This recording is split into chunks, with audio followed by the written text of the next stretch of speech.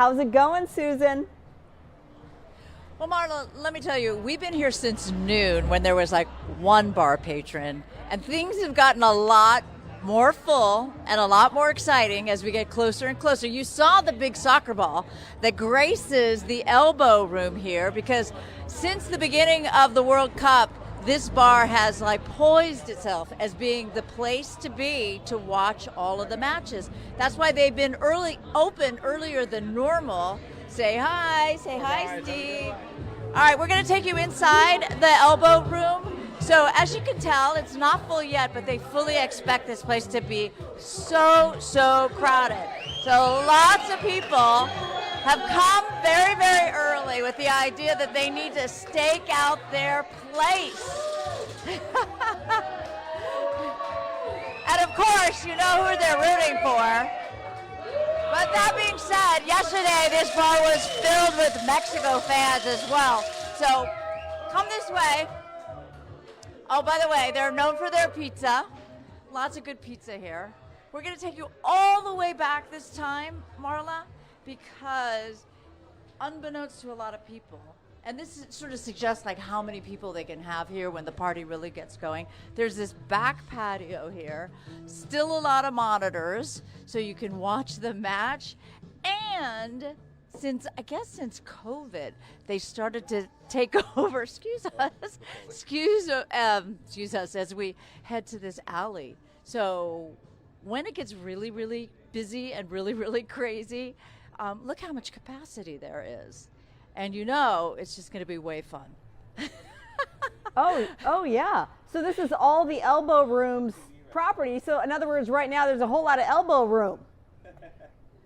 Right, exactly. There's a lot of elbow room here now, although, you know, apparently they've had plenty of watch party here where there wasn't much in the way of elbow room. I'm sure there won't be later on. You want to be where there is a place, where there's a vibe. So, you know, like a lot of people will want to be someplace where you are cheek by jowl, as they say, so that you can grab the vibe and you can feel the energy, and that's kind of not quite where we are yet. Right. It's getting there, right? Before we talk some more soccer, and I'm going to ask you to talk to some fans, if any of them will talk to you. Our managing editor, I just got to get this out there. Our managing editor, Andrew Callan, says that this is the best pizza in See that? We're getting people excited. So we spoke earlier, this gentleman here, he's been here. Kat, you've been here since what time? One? I don't remember. Yeah, one. One-ish, the first time I talked to you. You were here already, so you can tell me how. I got here at we noon. have proof, yeah. But you were probably customer number 3. I think it was like 5. There was people in the back. You didn't see them yet.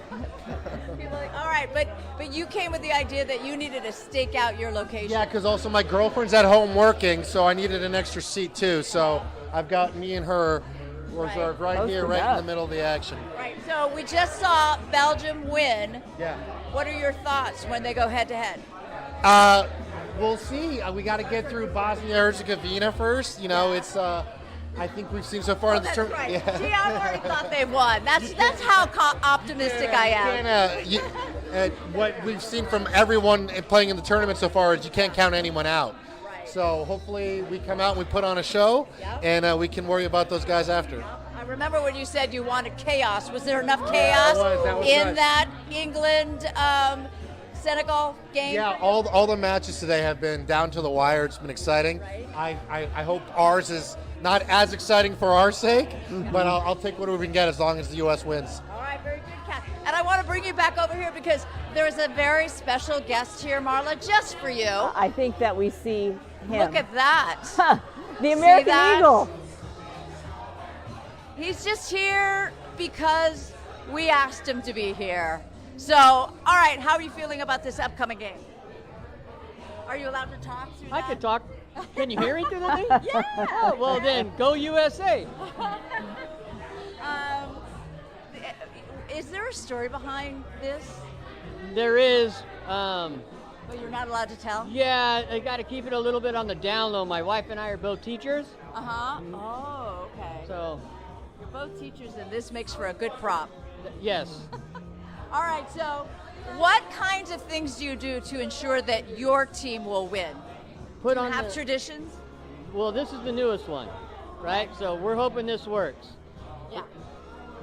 Absolutely. Is this an all the time thing that you wear, or only when they make a goal? This is well, I'm going to put it on only only when they score, because I have no way to. Right. That was my first question, actually, as the good reporters that we are. How do you drink your beer through that? He cannot.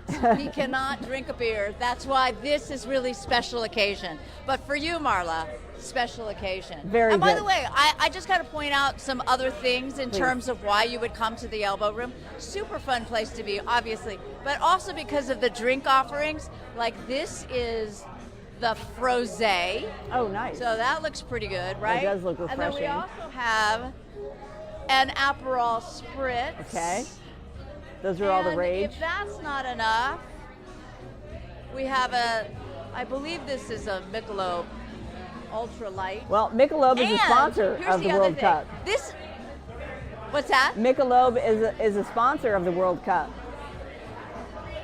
Yes, that's exactly right. That's why I was told I was supposed to say that this is not Stella. This is actually Michelob. All right, so, and one other thing. They are actually giving away 2 World Cup tickets tonight that would let you go to the quarterfinals at LA Stadium. Oh, great. So, That's coming up on July 10th. Yeah. Next Friday. Amazing. Right? I got to ask like, you, Susan, before I let you wait, go, I got to though. walk out a little bit because it's so loud. Okay. So I'll walk out. Please Justin do. can keep showing you what he's got going on there. But what was your question, Marla? My question was not about soccer, but about the pizza that you showed, because our managing editor, Andrew Callens, said that this is the best pizza in LA. You're a foodie. I want your thoughts. Yeah. I did have a bite, actually. I had one bite, and it was quite good. Okay. Lee calls it the New York style pizza. Lee Walker is here, actually, but there's a little secret about the pizza. Now, you stand by that saying that it's voted huge. best pizza in LA, but the truth is, who voted? The people voted. Lee voted. I voted and the people voted. We all voted. We voted together. This is the best pizza in town. You had some. It was good. Yeah, it was quite good. It All was right, quite see? good. Yes. we went through 2 hits with Football HQ with 1 pizza. So that was, at one point, it was. Well, we have a lot more. Yeah. I mean, there's no reason to stop there. You know, we got plenty more pizza. Exactly. And we're going to be doing it for a long time. Right. So what do you expect tonight? A lot of people. I mean, this should be crazy. This is the calm before the storm. We've got, about an hour left before the game starts, and it should be pretty crazy tonight. I What mean, was it like yesterday with Mexico? it was insane. Yeah. What a crowd. Yeah, it was cool. You I mean, it catered was to electric in here. that crowd, didn't you? The Mexican fans. Oh yeah, big time. But we've been getting it for the Mexico games, for USA games, Brazil. I mean, there's a lot of teams that bring big crowds, and it's been a lot of fun. Right. Yeah, a lot of fun. Do you wish you had FIFA World Cup Every day. every year? Yeah, let's go. At least every year. No. I know Good for there the is bottom World Cup line. every year, It'd be but cool. in the past it wasn't. This obviously brings out a lot of people, though. I mean, it's a big deal. Every 4 years. I mean, maybe it wouldn't be the same if it was every year, but it's big for us. And the times, of course, right? So Yeah. this year, being in North America is huge for everybody. London, when you had the London match earlier, there were not very many people. Yeah, it's tough though. In the work weeks to get people out early, and if you're not an English pub or tavern, it's a little bit different. And Marla, the other thing is of course this bar is not usually open. Well, by now it's open, but Yeah. not at Well, 11:30 in No, the it's not morning. wrong. It's only 3 right? o'clock today, so that's why people don't Yeah. know, and they're working, they're doing other things. It's now that it starts to pick up, and it'll be crazy. But All night obviously, a good economic boon for local businesses. Look, they leaned in. They put Yeah, I up love these it. shirts. Terrific! Look So- at it. It's amazing. Susan, Which is rocking good it. for me because I All don't right. Looks so typically good. have merch. So Yeah, it looks great on you. thank you so much. It's really good. Thank you. I can't wait to go, and I can't wait I to try the appreciate it. pizza. The pizza. All right, Team USA, let's go. Pizza, Susan, pizza. thank you very much. Pizza. Let's go. And thanks to Lee. I think Go that's his USA. name. Yeah. How fun. Thank you. Okay, we're going to switch gears and get serious here on the stream because this is a really, really big deal. It happened today, early this morning, a major crackdown on sex trafficking. This happened along South LA's Figueroa corridor. law enforcement arrested several people, including a hotel manager. Fox Local's Rachel Aragon, she's live there in South LA with more now. Rachel. Yeah, Marla, we know these early morning raids you just referenced right now, part of phase 2 of what law enforcement is dubbing Operation Broken Blade. They also told us this morning during a press conference that overall they've identified over 50 victims. And get this, some of them are children as young as 14 years old. Take a look at the video here. Our cameras were there this morning in South LA capturing some of these raids and sweeps as federal and local law enforcement, a joint operation executing these raids along South Los Angeles Figueroa corridor. Again, it's part of an ongoing operation to crack down on sex trafficking. We also heard from First Assistant U.S. Attorney Bill Saley saying his office has charged over 24 defendants with human trafficking violations over the last 11 months alone. He also adds some of these victims are young adults, others are children, and he did not disclose the exact age when he was talking about this, but he claims some of these victims have faced some very horrific violence. Take a listen. Children as young as 14 years old, high school freshmen too young to drive, but who were forced into cars with strange men to have sex for money. That's the type of defendants we're dealing with today. These defendants recruited runaways, girls from foster care systems, and other vulnerable victims who turned to social media for affection, but these defendants ended up grooming them, recruiting them, and exploiting them. Now, a lot of times we hear about these raids, Marla, people wonder, what about the actual results, right? Well, LAPD gave an interesting statistic today. The police chief, he said that just this year alone, they helped 75 juveniles be saved from exploitation. Again, that's just this year alone. That number is probably going to continue to grow as these crackdowns continue. And earlier today, I also spoke to a nonprofit that really helps to prevent child trafficking all year long. And something you heard from the leaders today and from this nonprofit, both stress the use of social media by these perpetrators to lure these children who often come from broken homes. And he said it's so easy for these children to become victim to exploitation. Yeah, Rachel, and this is something that's been underway, Operation Broken Blade, for several months, if I'm not mistaken. In other words, that they picked up other suspects and saved other victims. This has been underway for, as mentioned, for months, right? Yeah, for about 11 months, we're told. And again, it's young adults and children. And some of the descriptions they gave during that press conference were things like choking, and other things I'm not going to get into, but pretty violent and graphic and just really disturbing. And again, LAPD is saying at least 75 minors have been saved from exploitation alone just this year. Their number will continue to go up. But again, the things they described today, just very violent and horrific.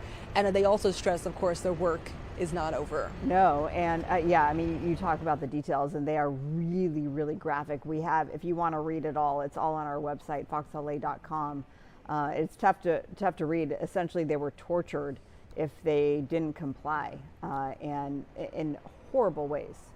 So you can use your imagination to figure that out. Let me ask you this. There is a phase 3, and this involves sort of the hotel manager and his role in all this. Can you break that down for us?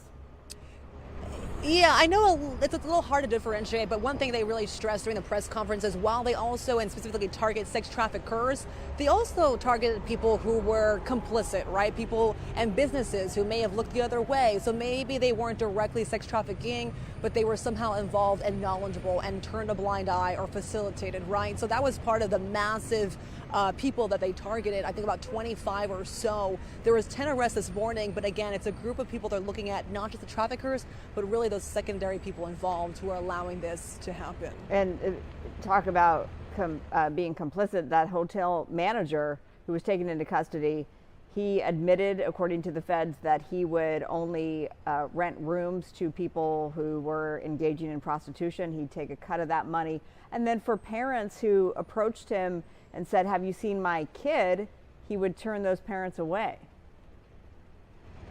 Exactly, and that's exactly what law enforcement today were talking about, people who were complicit and voluntarily acting on behalf of these traffickers, right?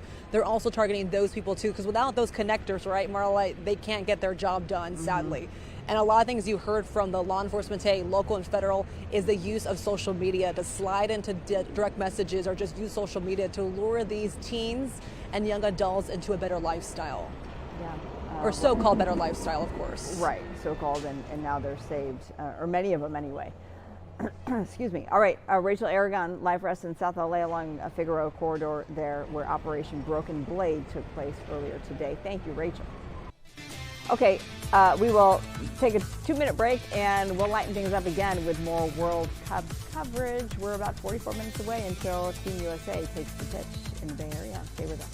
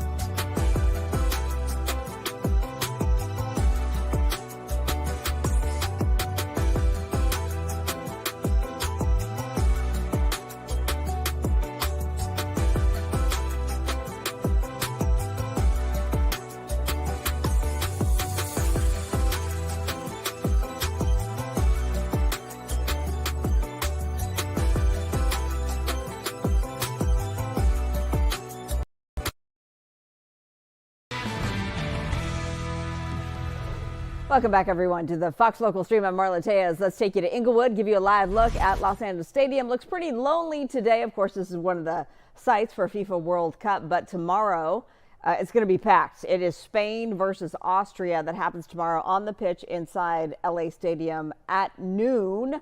We will be broadcasting for your post-match coverage on Football HQ. By we, I mean me, Christine Devine, Kyle Kraska, Mark Rogandino. We've got you covered for your post-match coverage tomorrow after Spain takes on Austria tomorrow at noon. This shot thanks to our friends at Cosm. That's right there across the way in Inglewood.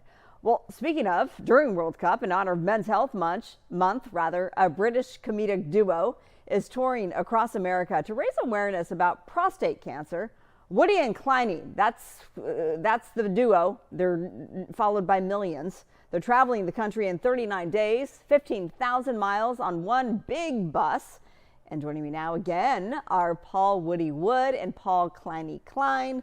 I think this is the third time you've hopped on the Fox Local Stream with me. Last time I talked to you last week, you were in Boston. Today, I'm going to open it up with congratulations. England beat DR Congo. How are you feeling?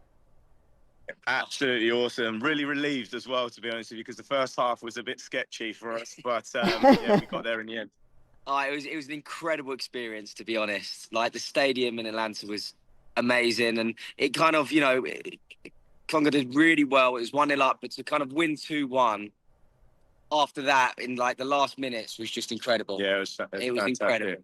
I should have established you were physically inside. You watched. You were there, not at a bar. You were actually in the stadium today. Yeah, on this one we managed to get tickets for this one, so yeah, we're really happy about that. Oh my goodness, that's amazing. Yeah, the atmosphere was unbelievable. The fans were great, and we just had such a fabulous time. It was really good. Yeah, and DR Congo, they had a chance at the end to tie it, right, with the free kick. Yeah, they did. Oh, but we brought it. We're bringing it home. We done it. We got the result we needed, and it's now on to Mexico Yeah. It's going to be a very, very tough game. Isn't that very tough game? Yeah. So England takes on Mexico. I'm just trying to keep all this in my head. That's on Sunday, correct? Yeah. Yes. Okay, that's on Sunday. I think that'd be right. Yeah. What about Sir Harry Kane? How you feeling about him? You know what? He was unbelievable. When you needed someone to pull up and to come and save you, there was only one man that was going to be able to do it. I mean, his header was unbelievable. And when he got his opportunity inside the box, he was able to make that swivel and to strike it with such venom. Was really, really good, And we kind of felt that if we could get back to level pegging and get that goal to draw level, we felt we could go on and win it, and that's exactly what the guys did. Mm-hmm. Not all superheroes wear capes today, Woods. This is what we say. Not all superheroes wear capes. That's right. Well done, Harry. All right, Kleiny. So as mentioned last time I talked to you last week, you were in Boston. Now you're in Georgia. You're in Atlanta. And you are on this tour across America. You're using your platform. You have millions of followers. You two are quite the duo. Yeah. And you're raising awareness about prostate cancer, and you're also raising money. Talk to us about the importance of this and why you're doing this. I mean, this is something that's, really close to us. Our good friend, he's just out of shot at manager Daryl. His dad has got prostate cancer, and, it's something that we just felt like we wanted to use our platform to make a difference. 1 in 8 men get prostate cancer, and every 45 minutes, which is a half of a soccer match, a man dies of prostate cancer. And, we're known for doing all this crazy stuff on the internet, but there's more deeper meaning behind this tour. And that is to talk about it because it's not spoken about enough, raise awareness and try and, raise as much funds as we possibly can for Prostate Cancer UK. Woody, what's the reception been like? I mean, you're having a great time. You're out there as fans, but when you bring this up and you are using your platform to raise awareness about it in person with your fans, what's the reception you're receiving? Do you know what? It's having a really, really good impact. I think, because like Kleiny said there, a lot of people see us and they know us for creating some crazy content, However, when we're out and we're letting people know that we're there for a different meaning, a different reason, which is obviously prostate cancer, and kind of spreading that awareness of what it is and how to go about things in order to get yourself checked and so on. I think that because of the way we talk about it, we're finding that people are really embracing the conversations and actually opening up to kind of talking about it a little bit more and being a little bit more receptive to it to kind of get themselves checked, So I think we've changed a lot of people's opinions on it since we've been having a lot of these conversations, and there's a big taboo that surrounds it, and look, when people want to go and get themselves checked, it's not as invasive as you think. First off, all it is a simple blood test, and like this sort of messaging is really important for people to know, Absolutely. And by the way, we were just showing your GoFundMe page, so they do have a GoFundMe page. Thank you. And it looks like you've raised just over, here it is, 21,000 pounds, or almost 22,000 pounds. If you do the conversion, I believe that's close to $30,000 US dollars. So. We have, and do you know what? It's got a little update to it actually. Because we actually did a big sort of session on it yesterday, and it's actually up to about 35 to 40,000 now. Pounds. But yeah, and that's pounds. So that's it just needs a little bit of an update. That's coming in pretty soon, so it just needs a bit of an update. That's a big update. Congratulations. Yeah, it was a big jump. I'm doing the conversion. So yeah, that's close to, it's about $46,000 US dollars. So almost 50K. Keep going. Yeah, you're not done yet. The World Cup is going on. Over halfway through the tour. Yes, that's amazing. You're going to help so many people. So the money directly will go where? That's it. That's right. That's right. And where does the money go? Yeah, so it's there to support Prostate Cancer UK. Okay. Obviously, a big thing which obviously they're driving behind. They want to obviously raise the awareness, raise the funds for continued research. And not a lot of people know, but in the UK, it's the biggest cancer known, which isn't nationally screened, and that's got to change. That's really got to change. I was just going to ask you that. How does awareness compare here in the States versus in England? Do you know what? It's very similar. In that way, to be honest with you, I don't feel there's much difference in terms of people that we've spoken to in the UK about it or people that we speak to in the US. I think that, it's just important for us to kind of get that message out there and keep spreading it and letting people know the ways that you can get checked in order to keep yourself as safe as possible, Yeah, and I'm glad you brought that up. There is that stigma around it. And I've mentioned to you that I've hosted some events locally here in Southern California to raise awareness for prostate cancer. And I've learned a lot in doing so, in that it's not an invasive test. It's a simple blood test. And I think that sort of opens the door and makes people more inclined to get checked, which is the goal. Well, that is absolutely the goal. 100%. No pun intended on that one. Goal. Yeah. Go! Let me, for people who are not familiar with you, and you've mentioned it a couple of times that you do some crazy antics online. What does that mean? What do you do?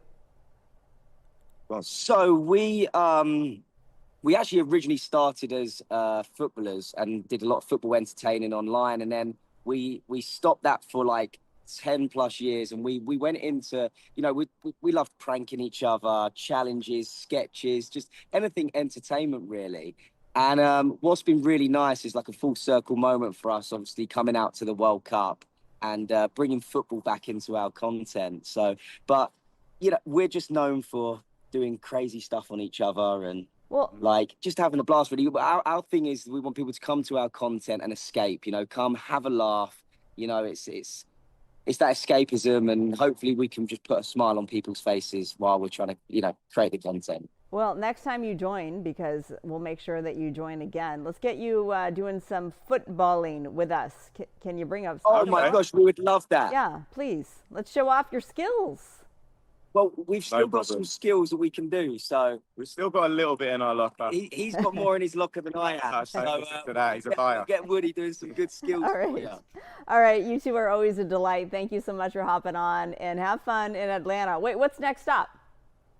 The next stop is Cincinnati. We leave tonight. Oh, you 2 leave a.m. tonight. Yeah. On the big bus. Yeah. On the big bus. On the big bus. Okay. Yeah. All right. Well, tell your bus driver to drive safely, and we'll catch you soon. Thank you so much for having us again. Yeah, Cheers. they're fun to talk to. Thanks, All right. guys. Thank you both. Yeah. All the Travel best. safely. Bye. Bye. Okay, an update now on the journey that we've been following of a local mother pushing for tougher DUI laws here in California.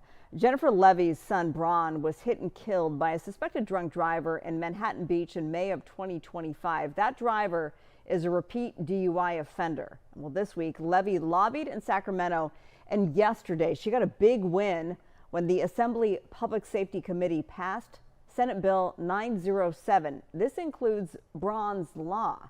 I spoke to Jennifer Levy soon after that vote. Congratulations. Senate Bill 907 passed, and this includes your Braun's Law. Yes. What does this mean to you? This is deeply personal to me. I wish I wasn't in this position, but I am so proud and I am so happy that there's a law in California that will be named after our son and that his life and legacy will live on. We still have to cross the governor's desk, and SB 907 was amended and gutted and weakened, and we're not happy about that part, but ready to fight the good fight. It's progress. California needs progress, and this is a step in the right direction. And the fact that Braun's Law is the first step makes me incredibly proud and very sad at the same time. Yeah, I can imagine bittersweet mixed emotions. Yeah. Braun's Law, what does it do? Braun's Law makes the Watson warning mandatory, even if you make a misdemeanor plea deal down from your original conviction. And a Watson warning basically says that if you go out and do, if you have a DUI or DUI with death, again, you will be charged at a higher level. And so throughout California, the Watson warning has been inconsistent. Now Braun's Law makes it absolutely mandatory for every arrest, even if it's plea deal down to a misdemeanor. When you said that you're not necessarily thrilled with the amendments that you had to make to get this passed through the Assembly today, what are some of those amendments? Well, I'm not a lawyer, and so I don't want to get in the weeds of anything. Okay. But, in the very beginning, part of SB 907 was making DUI with death a violent felony, and that was stripped right away. I still think California has a long way to go. Our laws are outdated and they're weak. that, and there were a few other things that just made repeated DUI offenders face heavier consequences, were stripped. Bronze law, as you stated, if this were in place in May of 2025, that's when you lost your son, Braun, to a repeat offender DUI driver. Would this, do you think, have saved his life? Possibly. Possibly. I'm not really at liberty to discuss the details of our case because it's still open. But I think any first time DUI offender who gets a warning that is that serious, that it makes them stop for a second and really understand and realize what they're doing. Having the Watson warning be mandatory, I think, is going to save thousands of lives. If it saves just one life, I've done my job. But it's also a message to California that we need to be stricter, we need to be more serious, we need to be more diligent about our DUI laws, because we have a big problem in California. You mentioned that this still needs to cross the governor's desk. All signs point to that he will sign this, as far as you understand? I have no idea. I hope so. We're very hopeful. I think it would be a beautiful gesture to California for him to sign a bill that has my son's name on it. I think it sends a message to California that, yes, we are serious. We don't want to lose any more lives, that we want to change California and make it a safer state. So I am begging and pleading and praying that, yes, he will sign it. And I'm not sure why he wouldn't. What is next for you? I mean, you mentioned you're going to continue fighting the good fight. What does that mean? That means I keep going back to Sacramento and I keep fighting for tougher DUI laws so that the state of California is up to speed and up to date with the rest of the country. When you say that we're so far behind, in your perfect world, what should the law state? Well, in my personal opinion as a victim is that any DUI with death is considered a violent felony. If you choose to drink and get behind a car that's a weapon, tell me that's not a violent felony. Tell me that's not a violent murder or death. That's my goal. And it may take a long time. California's not there yet. Why do you think that is? Quite frankly, our leadership, the people that we've elected into office. I can't point at one person in particular. What do you want other victims to know about your fight? I want other victims to know that they have a voice and they have a choice and that they can make a difference and that they can fight for their loved ones and they can fight for the future of California so that this doesn't happen to other families. When you set out on this journey, did you expect sort of the pushback that you've received, or how do you describe that? I didn't know what to expect. All I knew was that the worst thing in my life that could have ever happened to me. So I had no fear. What was the worst that was going to happen? People were going to say no to me. They weren't going to talk to me. I didn't believe it because I had no choice but to fight.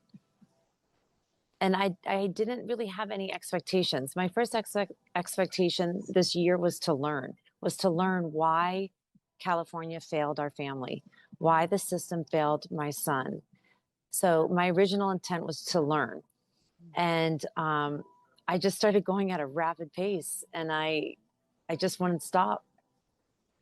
But I have to thank Senator Archuleta and Assemblyman Cotty Petrie Norris for being huge champions of changing the DUI space in California. You've spent the last 2 days there in Sacramento, lobbying, advocating. How do you feel right now? Exhausted. I have a lot of mixed emotions. I am so sad. I'm so sad. I'm relieved. I'm proud. I'm happy. I'm proud to be a California citizen and that I could prove that a constituent's voice could be heard and could make change. Jennifer, is there anything else you'd like to add? The only thing I want to add is that I pray that California keeps moving forward and that other families never feel the pain that we have felt. Our thanks to Jennifer for her time. And we did reach out to the governor's office to see if Governor Newsom intends to sign the package of bills into law, which would include Braun's law. His office tells us they don't comment on pending legislation. Of course, we will keep you updated. In the meantime, if you'd like to learn more about the efforts of Jennifer Levy and her efforts to toughen up DUI laws in California, you can visit the nonprofit that her family founded. It's livelikebraunfoundation.org. And also there, you can get merch like these bracelets that say Live Like Braun. They have keychains. They have all sorts of nice things to support an amazing cause of raising awareness about impaired driving risks. And they also offer scholarships as well. And he was a prominent and very successful tennis player, and they are active in the tennis space as well. So thanks again to Jennifer Levy and her fighting for tougher DUI laws. All right, more to come on the Fox Local Stream. We'll see you back here in 2 minutes.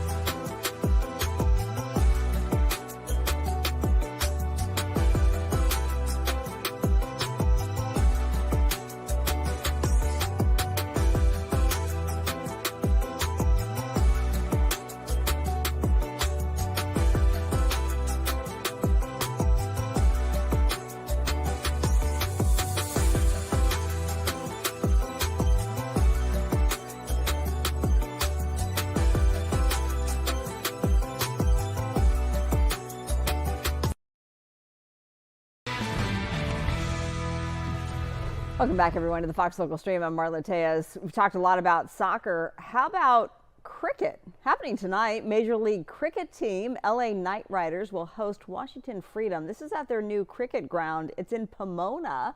The venue will also host cricket during the 2028 Summer Olympics, which will be the first time the sport returns to the Olympics in 128 years. Here to talk about this is the CEO of the Major Cricket League, Johnny Grave. Johnny, good to see you. Congratulations ahead of tonight's match.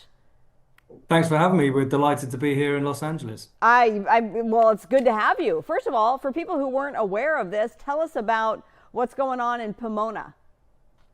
Yeah, we're delighted to be here. We're in our third week of our tournament, the fourth season of Major League Cricket here in the United States. We've had a great opening week in Dallas. We've been up at the famous Oakland Coliseum in Northern California in Oakland. And now we're here in Southern California at a brand new venue that's been built at breakneck speed. We've probably broken world records in terms of being able to get an international standard venue ready. There was no grass here 3 weeks ago. And Wow. the team here have done extraordinary things to be ready this evening. And we start in 2 hours' time here in Pomona. Wow. Well, thanks for fitting it in your schedule. I was on the website earlier. Is it true? Tickets just $21?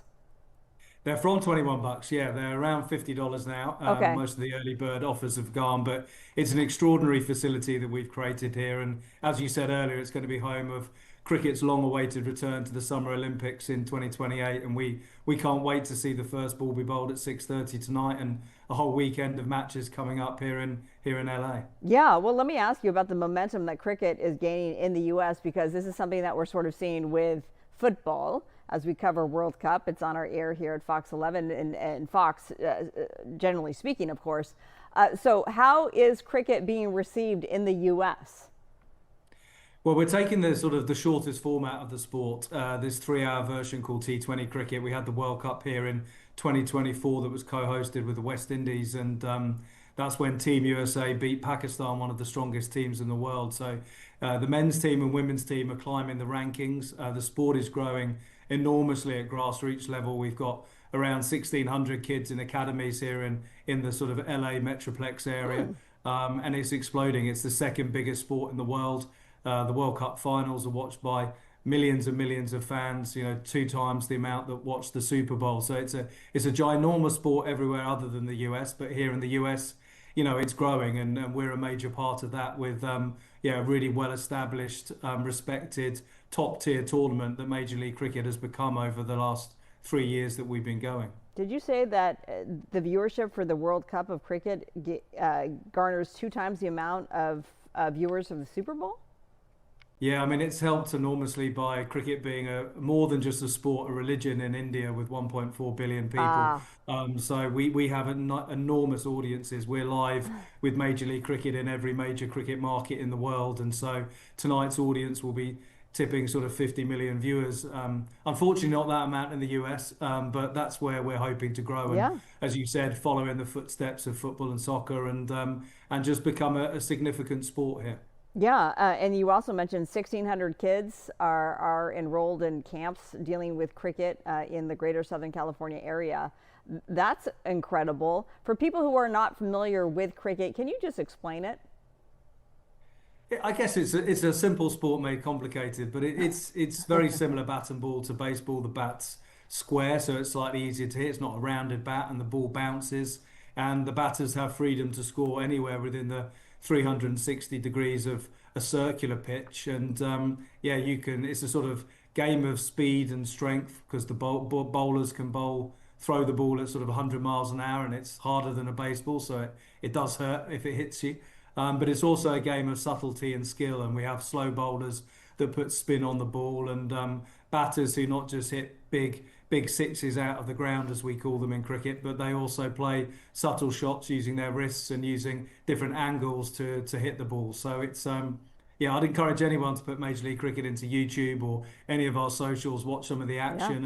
And we've got a great weekend coming up here, and we're back to Dallas next week, and then we've got our finals on July the 18th up at the Oakland Coliseum. So encourage anyone that's not watched it to watch it. We're going to be making history here in LA. The first matches of this kind of standard. We got some of the best players in the world playing this evening, and it's a hugely exciting, fast-paced sport that I'm sure anyone who loves sport and live action would have a great time. Yeah, and you're here in the LA area in Pomona through the 5th, right? Which is Sunday. Yeah, we are. Yeah, we're here all weekend. Okay, so people still have time to get those tickets and view it for themselves. Getting back to the kids, because I love the idea of getting kids involved in this. Is there an age requirement? No, cricket's really positioned as a sport for all, all shapes, sizes. It's a catching game, it's a throwing game, it's a hand-eye coordination game. And while I said earlier the ball is harder than a baseball, at kids level you play with tennis balls and softballs and plastic bats. So it's very much a game for all. It can be played on facilities like we've got here in Pomona now at Fairplex, this world-class facility, but it can be played in the back streets and on beaches. It really is a game for all, and we're certainly looking forward to getting bats and balls into the hands of more and more young Americans, boys and girls, to encourage them to play the sport. Love it. Tell people where they can find some more information.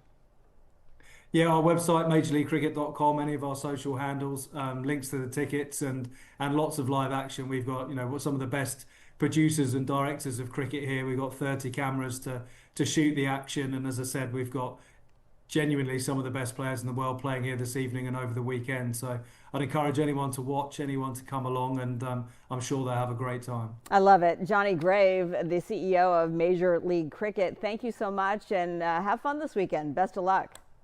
Thank you very much. We will. Yeah, that was interesting to learn more about cricket. And of course, all eyes on the World Cup. We are now less than 50 minutes away until Team USA takes on Bosnia and Herzegovina up in the Bay Area. We've got you covered for all that. We're going to send you off to live now. Right now, it's a live look at the White House. All right, thanks so much for being with me in Los Angeles. I'm Marla Diaz.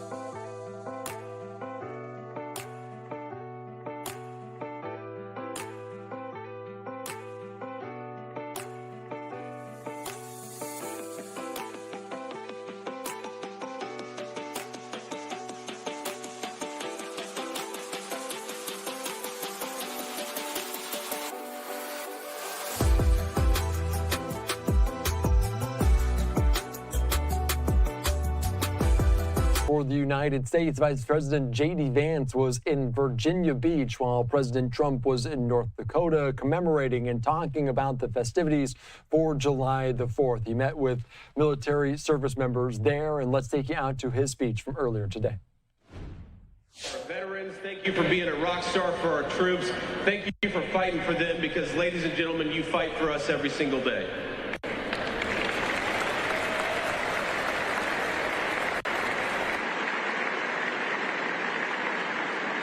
And finally, as much as every single one of you have served and done an amazing job, I want to give a special shout out, a little bit late, but I want to give a special shout out to the members of Carrier Air Wing 8. Where is Carrier Air Wing 8? Where are you guys at? Got some of you all around. So this wing just finished, came home in May from a historic 11-month deployment. The wing logged nearly 12,000 launches across the deployment and over 5,500 flight hours in support of Operation Epic Fury alone.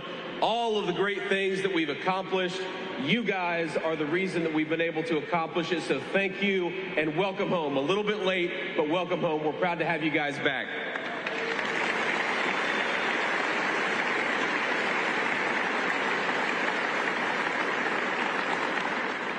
So I mentioned that we are not just in a proud Naval Air Station, but we're also centered in one of the proudest geographies of military history in the United States of America.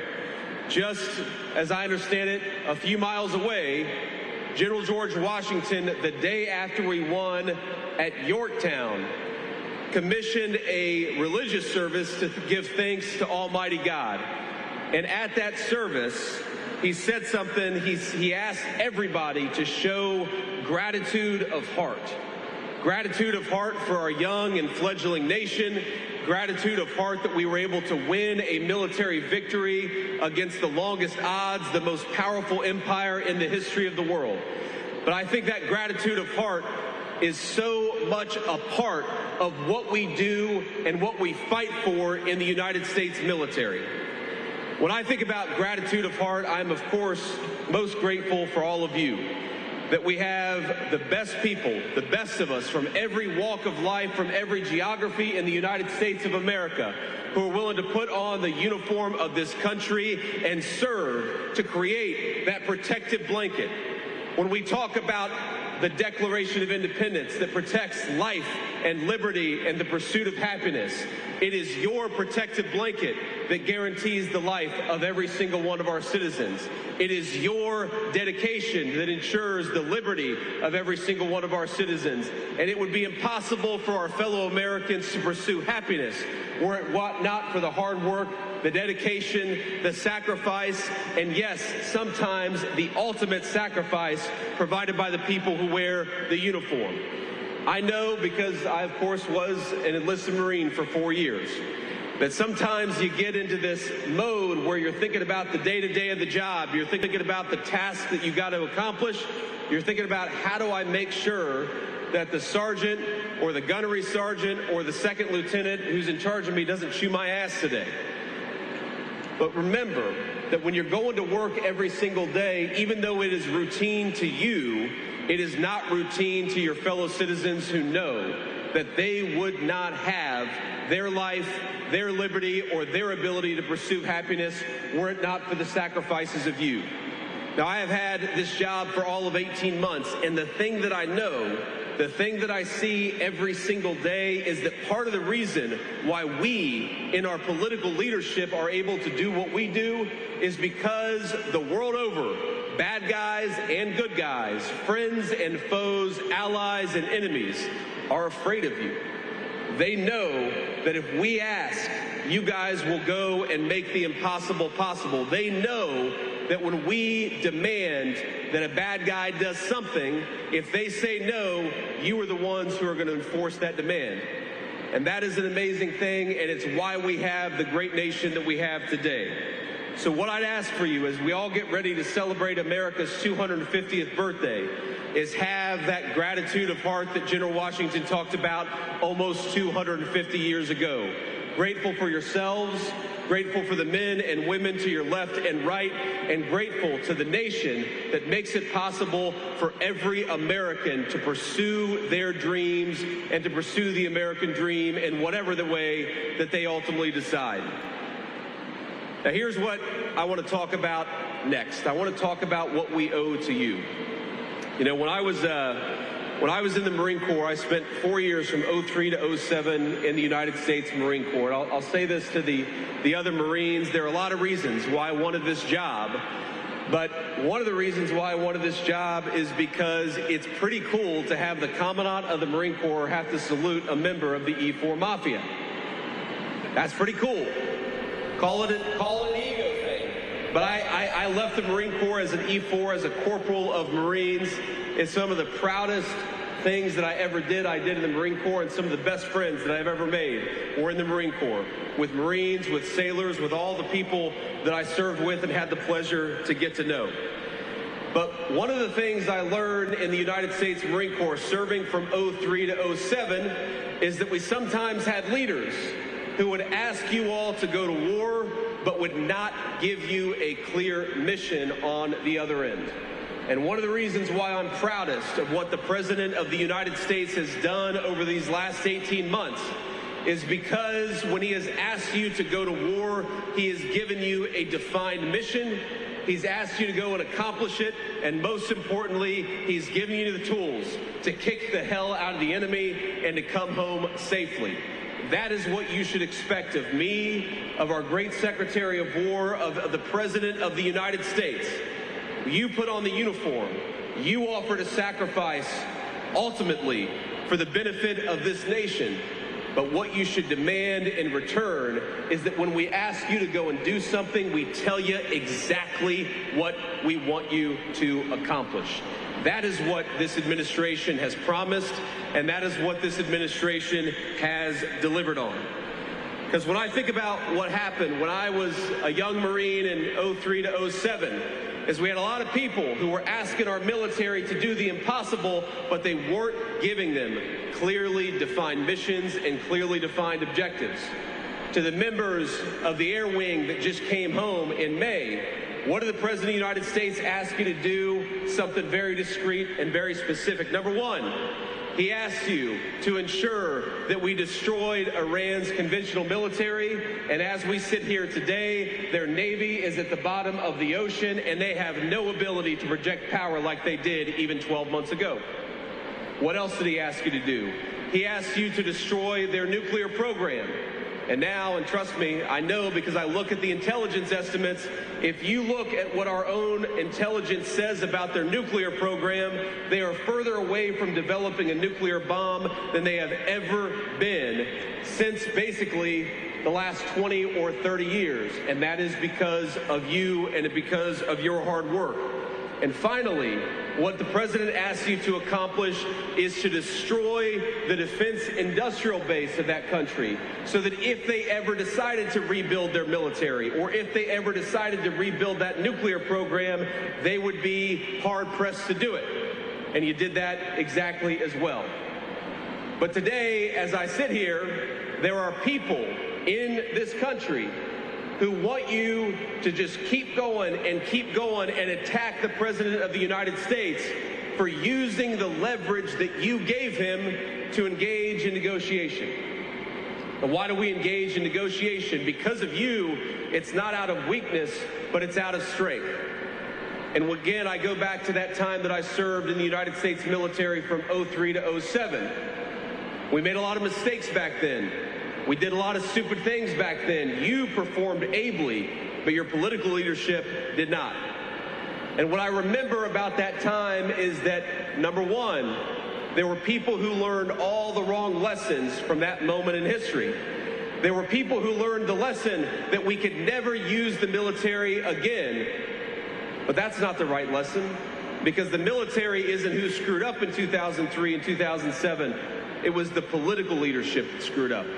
So that was the wrong lesson to learn. There were also people who learned a different lesson, an equally wrong lesson, that the solution to the problems that we had in the early 2000s was to ask you to do more and more and more and more without giving you a clearly defined objective.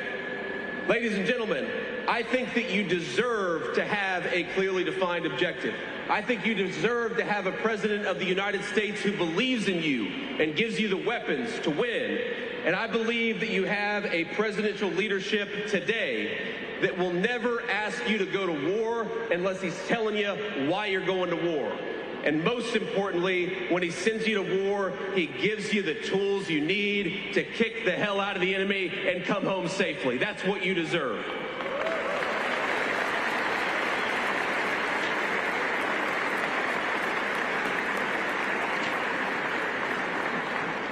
And I look at the American media these days, and I hear people who are attacking the President of the United States for negotiating, even though the President is negotiating from a position of strength because of you. He's negotiating from a position where Iran's nuclear program has been destroyed and their conventional military has been destroyed too. And what I notice about the people who are attacking the administration for negotiating is that they're the very same people who, for example, encouraged us to just go a little bit further and just drop a few more bombs in places like Afghanistan. But again, if you go back to the mistakes that were made, those very same people, they refuse to say, what were we dropping bombs for? Now, the President of the United States maintains a lot of options today in 2026. But if he ever asks you to go and drop bombs, it's going to be for something specific, to accomplish something that matters to the American people. We dropped some bombs a couple of days ago. You know why? Because the Iranians were shooting at commercial ships. So we dropped some bombs, we applied some leverage, and we've had free commercial transit for the last 3 days. If the Iranians try to rebuild the nuclear program, the president's got options, again, because of you. If the Iranians try to threaten their neighbors or fund terrorism, we've got options, again, because of you. But what we must never do is drop bombs just for the sake of dropping bombs. And that is what the president will never ask you to do. He'll ask you to go to war, yes, but when he asks you to go to war, he'll tell you exactly what you're going for, and I think that is what you should expect out of your political leadership. You should expect something else, too, and this is where I get into the great work of Jen Kiggins and Doug Collins. You know, one of the most formative experiences of my entire life was after I got out of the Marine Corps, and I was a law school student, and I worked on the Veterans Legal Clinic, helping veterans deal with some of their legal challenges. And we actually represented the Vietnam Veterans of America. And a lot of you are maybe too young to appreciate this, but the Vietnam Veterans of America experienced one of the most shameful periods in the history of the United States of America. They came home, many of them, not to fanfare, not to flag waving, not to... We begin with breaking news: a vegetation fire in Valverde. It's being called the Chloe incident. Skyfox over it right now. It's burned 15 to 20 acres. This is near Highway 126 at San Martinez Grand Canyon Road. Helicopters have been dumping water over it. You can see right now the extent of this fire. Looks like it's pretty hot and dry out there as we zoom in there to give you a better picture. Looks like it's not even close to any homes from this perspective here, but you see some kind of telephone or power lines right there. Looks like phone lines.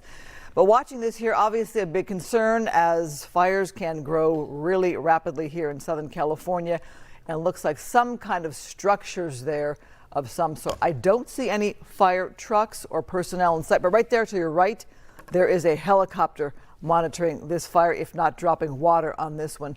As it pulls out wider, perhaps a little better perspective to see how close it is to anything residential there in the Valverde area. As we see here in the shot we're showing you, I don't see any homes in this area. But if you live there, I'm sure you see the smoke. I'm sure you're concerned. You probably hear the helicopters. And we will let you know if we get any word of any kind of evacuations. Right there, you see the active flames, and hoping firefighters can get a quick handle on this one. All right, let's talk FIFA World Cup. Team USA back in action for a knockout round matchup in the World Cup. The U.S. facing off with Bosnia and Herzegovina.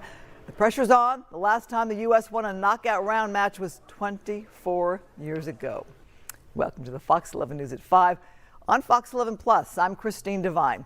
Star Christian Pulisic is back in the starting lineup. Coach Pochettino using the same lineup tonight that he used in the first game against Paraguay with that win. Up and down California, people are gathered to watch the big match. Fox 11 Susan Hirasuna joining us live from Hollywood, where she's rubbing shoulders with the soccer fans. Susan. All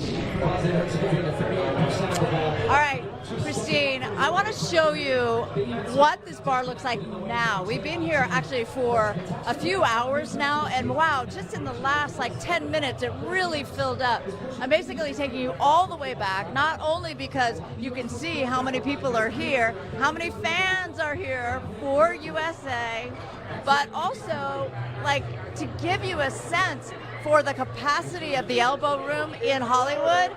Man, you can go way, way back here. And for much of the day, the bar was fairly clear, but come back here. I mean, Justin, give him a look at the pizza, because, of course, that's part of the reason why people come here is the pizza and the vibe.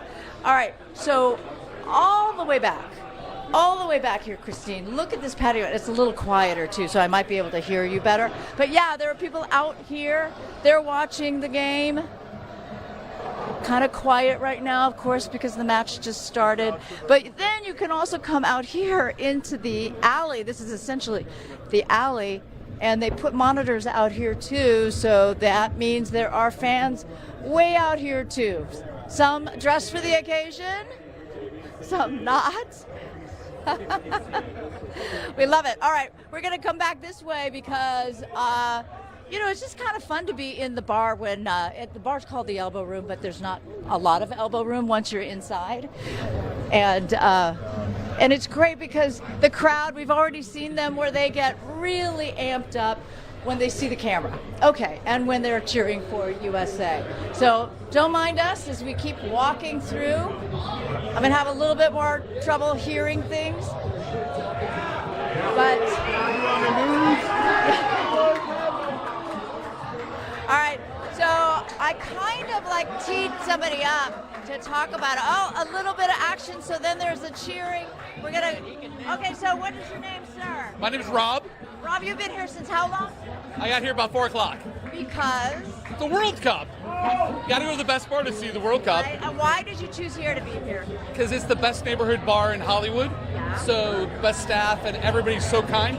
And you want to be with the crowd, enjoy the USA, hopefully win a game. Because you could do this at home, but it just wouldn't have the same effect. It's not as fun unless you're with a group like this. Yeah. We literally just sang the national anthem, so did that just bring tears to your eyes? Oh my God, it was awesome. It was just awesome to be with a group. All right, Rob. Rob is just one of the fans that is here, Christine. It's really crazy. Wait, I'm looking for my eagle, but he got so distracted by the game that he didn't don the eagle head.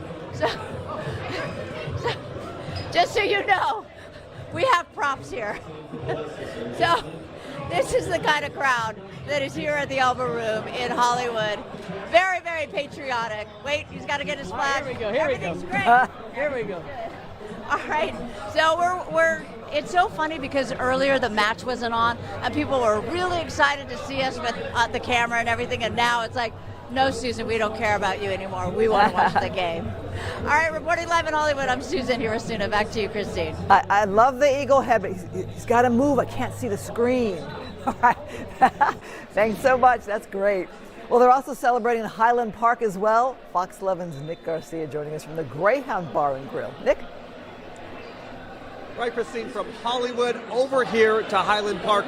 Also standing room only in this bar and grill right now. You can see the crowd. They've got their food ready to go, and they're keeping all eyes on the screens. Lots of excitement over here. I do want to bring in some of my new friends here, Drew and Rashi. What time did you guys get over here? We got here at like at 3 o'clock. Maybe you got a little earlier. Yeah, like 2:30, 2:33. Tell me about how you're feeling ahead of the match. I know it just started. I'm nervous, but I think we can pull it off. I think we can pull it off. I feel good. Bosnia, they took out my other team, Italy, so I really want to win this game. But I'm feeling good. But we can't get too ahead of ourselves. Okay. Who are we most excited to see playing today? Of course, I got to go with my guy Balogun. Yes, sir.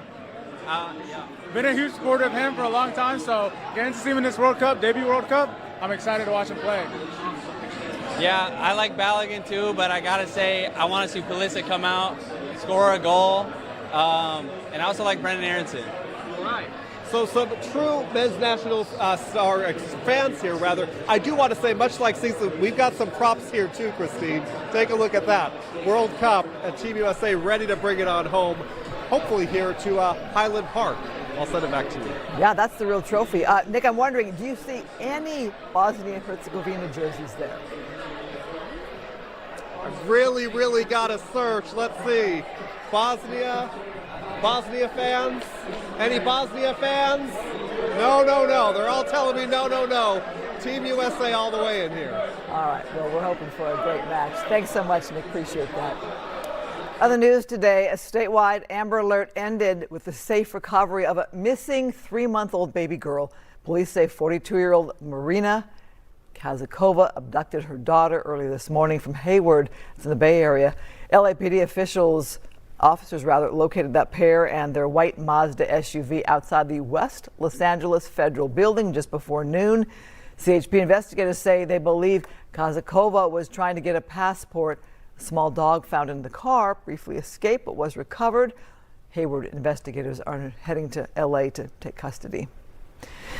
Developing tonight, a major crackdown on sex trafficking along South LA's Figueroa corridor. The raid's the second part of what law enforcement's calling Operation Broken Blade.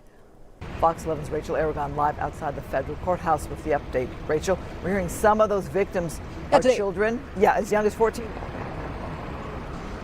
Yeah, today we learned that operation, in fact, identified over 50 victims, as you mentioned right now, some of which are, in fact, minors. It's just the latest crackdown, Christine, on sex trafficking here in Los Angeles. And law enforcement say they want to send a clear message today to anyone who even thinks about continuing this.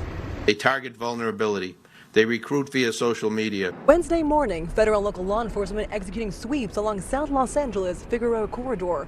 It's part of an ongoing operation to crack down on sex trafficking. These defendants recruited runaways, girls from foster care systems, and other vulnerable victims who turned to social media for affection. First Assistant U.S. Attorney Bill Asaley says his office has charged over 24 defendants with human trafficking violations over the last 11 months. He adds some of the victims are young adults, while others are children.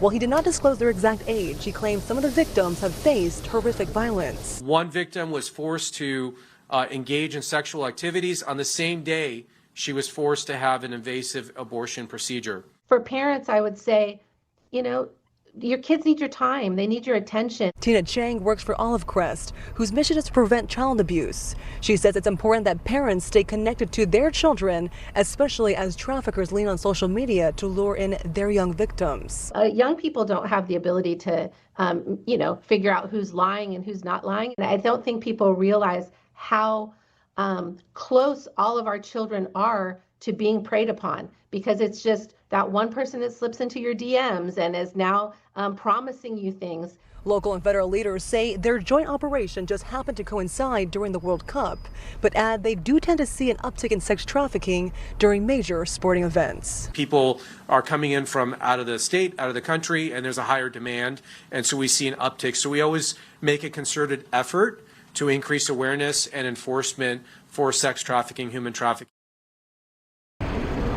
Now, LAPD Chief Jim McDonnell also saying that just this year alone, they've helped save 75 juveniles from exploitation, just highlighting the importance of these raids and ongoing operations. We're live in downtown Los Angeles. I'm Rachel Aragon, Fox 11 News. We know this area has been a big problem for a long time. Are they talking about more ongoing operations in this area, more work in this area? They did. They mentioned continuing in that Figueroa corridor, but also they said it's not just going to be that area. It's going to be other parts as well. For privacy purposes, of course, they don't want to mention exactly where they're going to go next. But again, it is beyond just that corridor. Thoughts are with those young people. All right, thank you so much.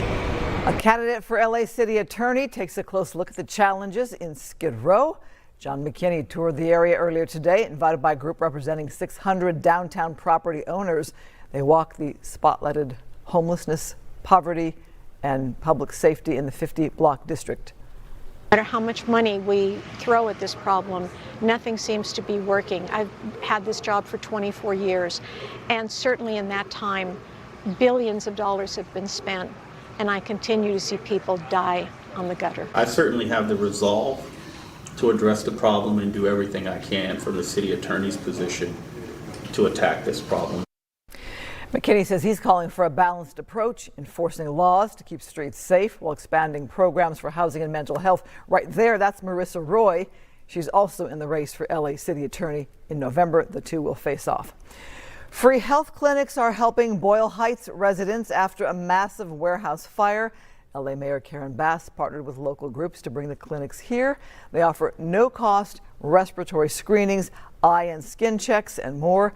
The 8-day fire is now contained, but lingering smoke and odors from rotting food inside that building continue to affect air quality. Mayor Bass urging anyone impacted to visit the clinics. Report, respiratory symptoms. They report headaches. They report other problems. To have a mobile clinic that is going to go directly to them is exactly what is needed at this point in time. The Boyle Heights area has 3 mobile clinics, one at Ruben Salazar Park on Whittier Boulevard. It will be open tomorrow and Friday. Barrio Action Family Center on Huntington Drive will also provide services tomorrow. So will Lou Costello Jr. Recreation Center on Olympic Boulevard. Clinic hours there are from 9 to 2. More news when we come back.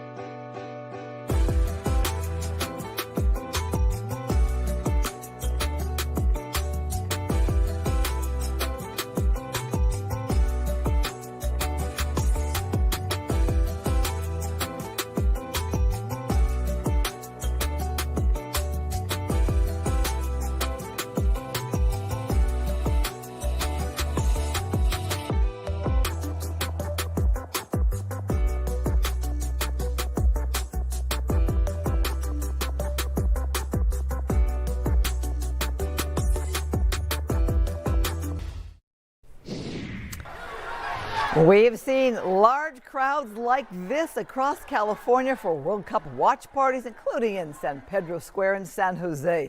Many people inspired by the unity the game is bringing to communities. Let's go live to Anna Rubin at the FIFA official watch party at San Pedro Square, right there, San Jose. We're watching the game right now, and okay, so you talk about massive crowds. Well, today is no exception. Take a look at this. They are chanting, they are cheering. They have been this loud since well before the game even started. Now, a lot of these fans came early, like before noon, to claim their spots. Organizers had been afraid that they were going to have to turn people away, so they actually added more screens here and more space. At San Jose San Pedro Square, fans came dressed to impress. I felt like I had to go big or go home. Being at home is just something else. Being in America and being USA, and what's more USA than a hot dog? Let's go! They say this World Cup just feels different. More unity, more confidence, more support for soccer. I can't believe it. Watching it as a kid when we hosted in '94 to where we are now, it's like a whole transformation of the whole country behind the team. We're America, and now we're awesome at everything. We can't be touched. For this game, the watch party expanded and added capacity. They also brought in more vendors and giveaways like the coveted Bank of America bracelets. And everybody is like-minded for the moment.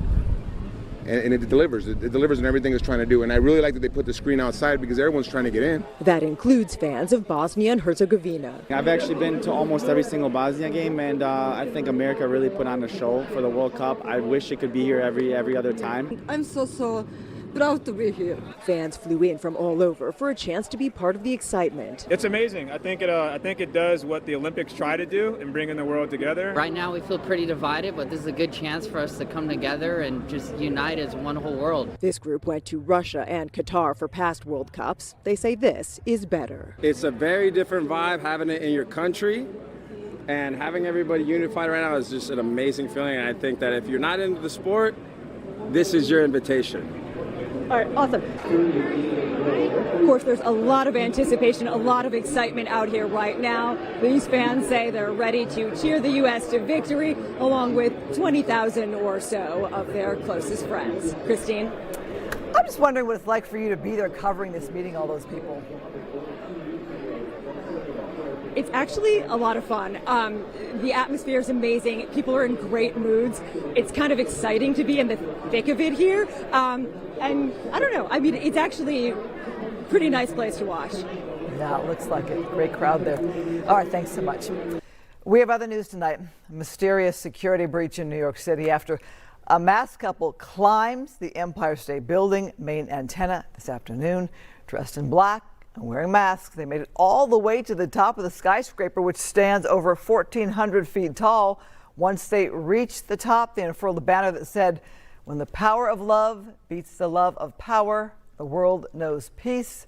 Then one of them got down on one knee and proposed. After hugging and snapping some selfies, they climbed back down straight into the hands of the New York Police Department. Well, there's new police body cam footage showing that pair in custody.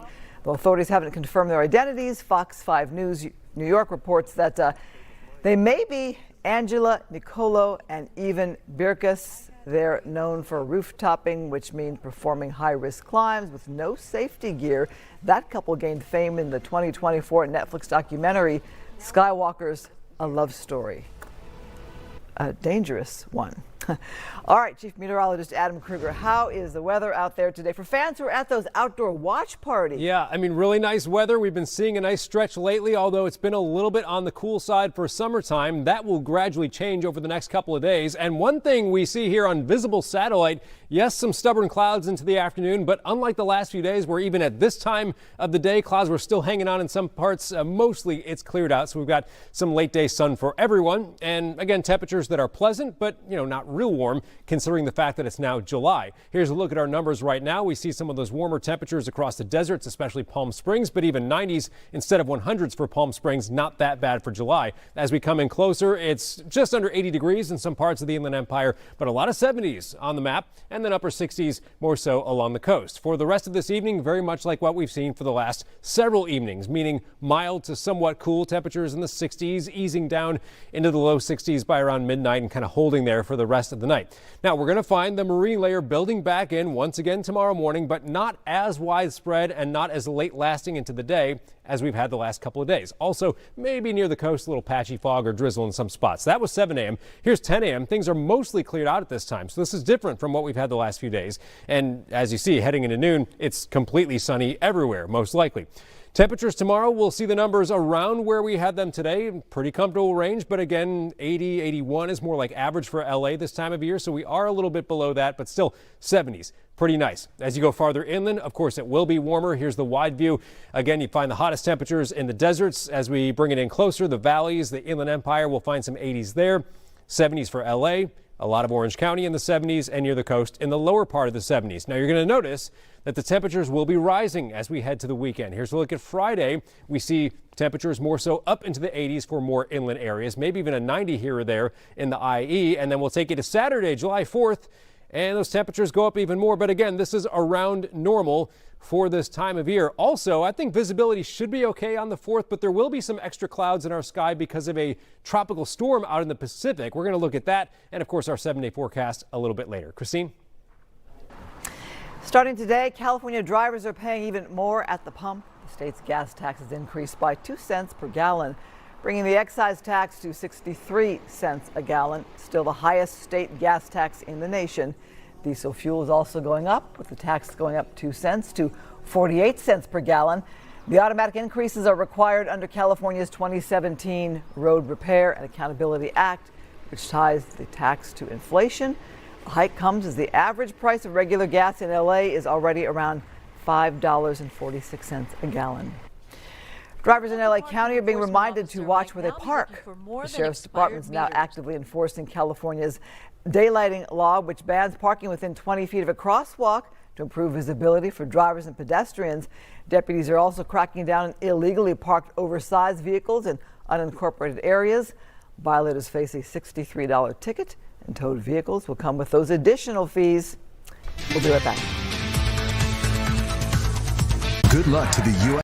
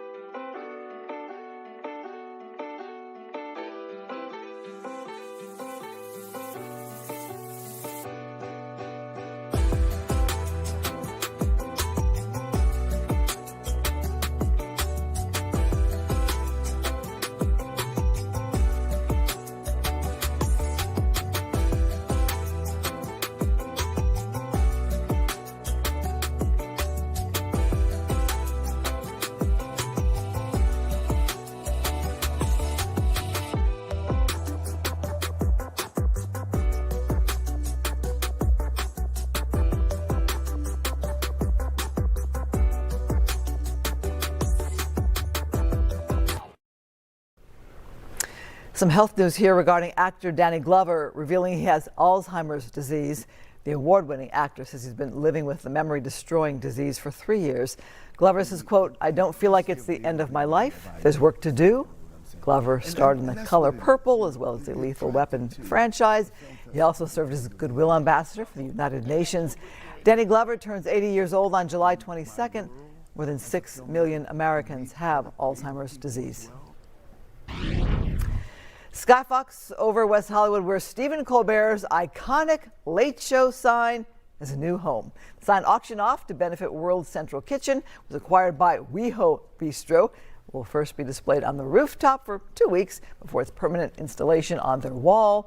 The special late-night TV piece will now be part of the local community.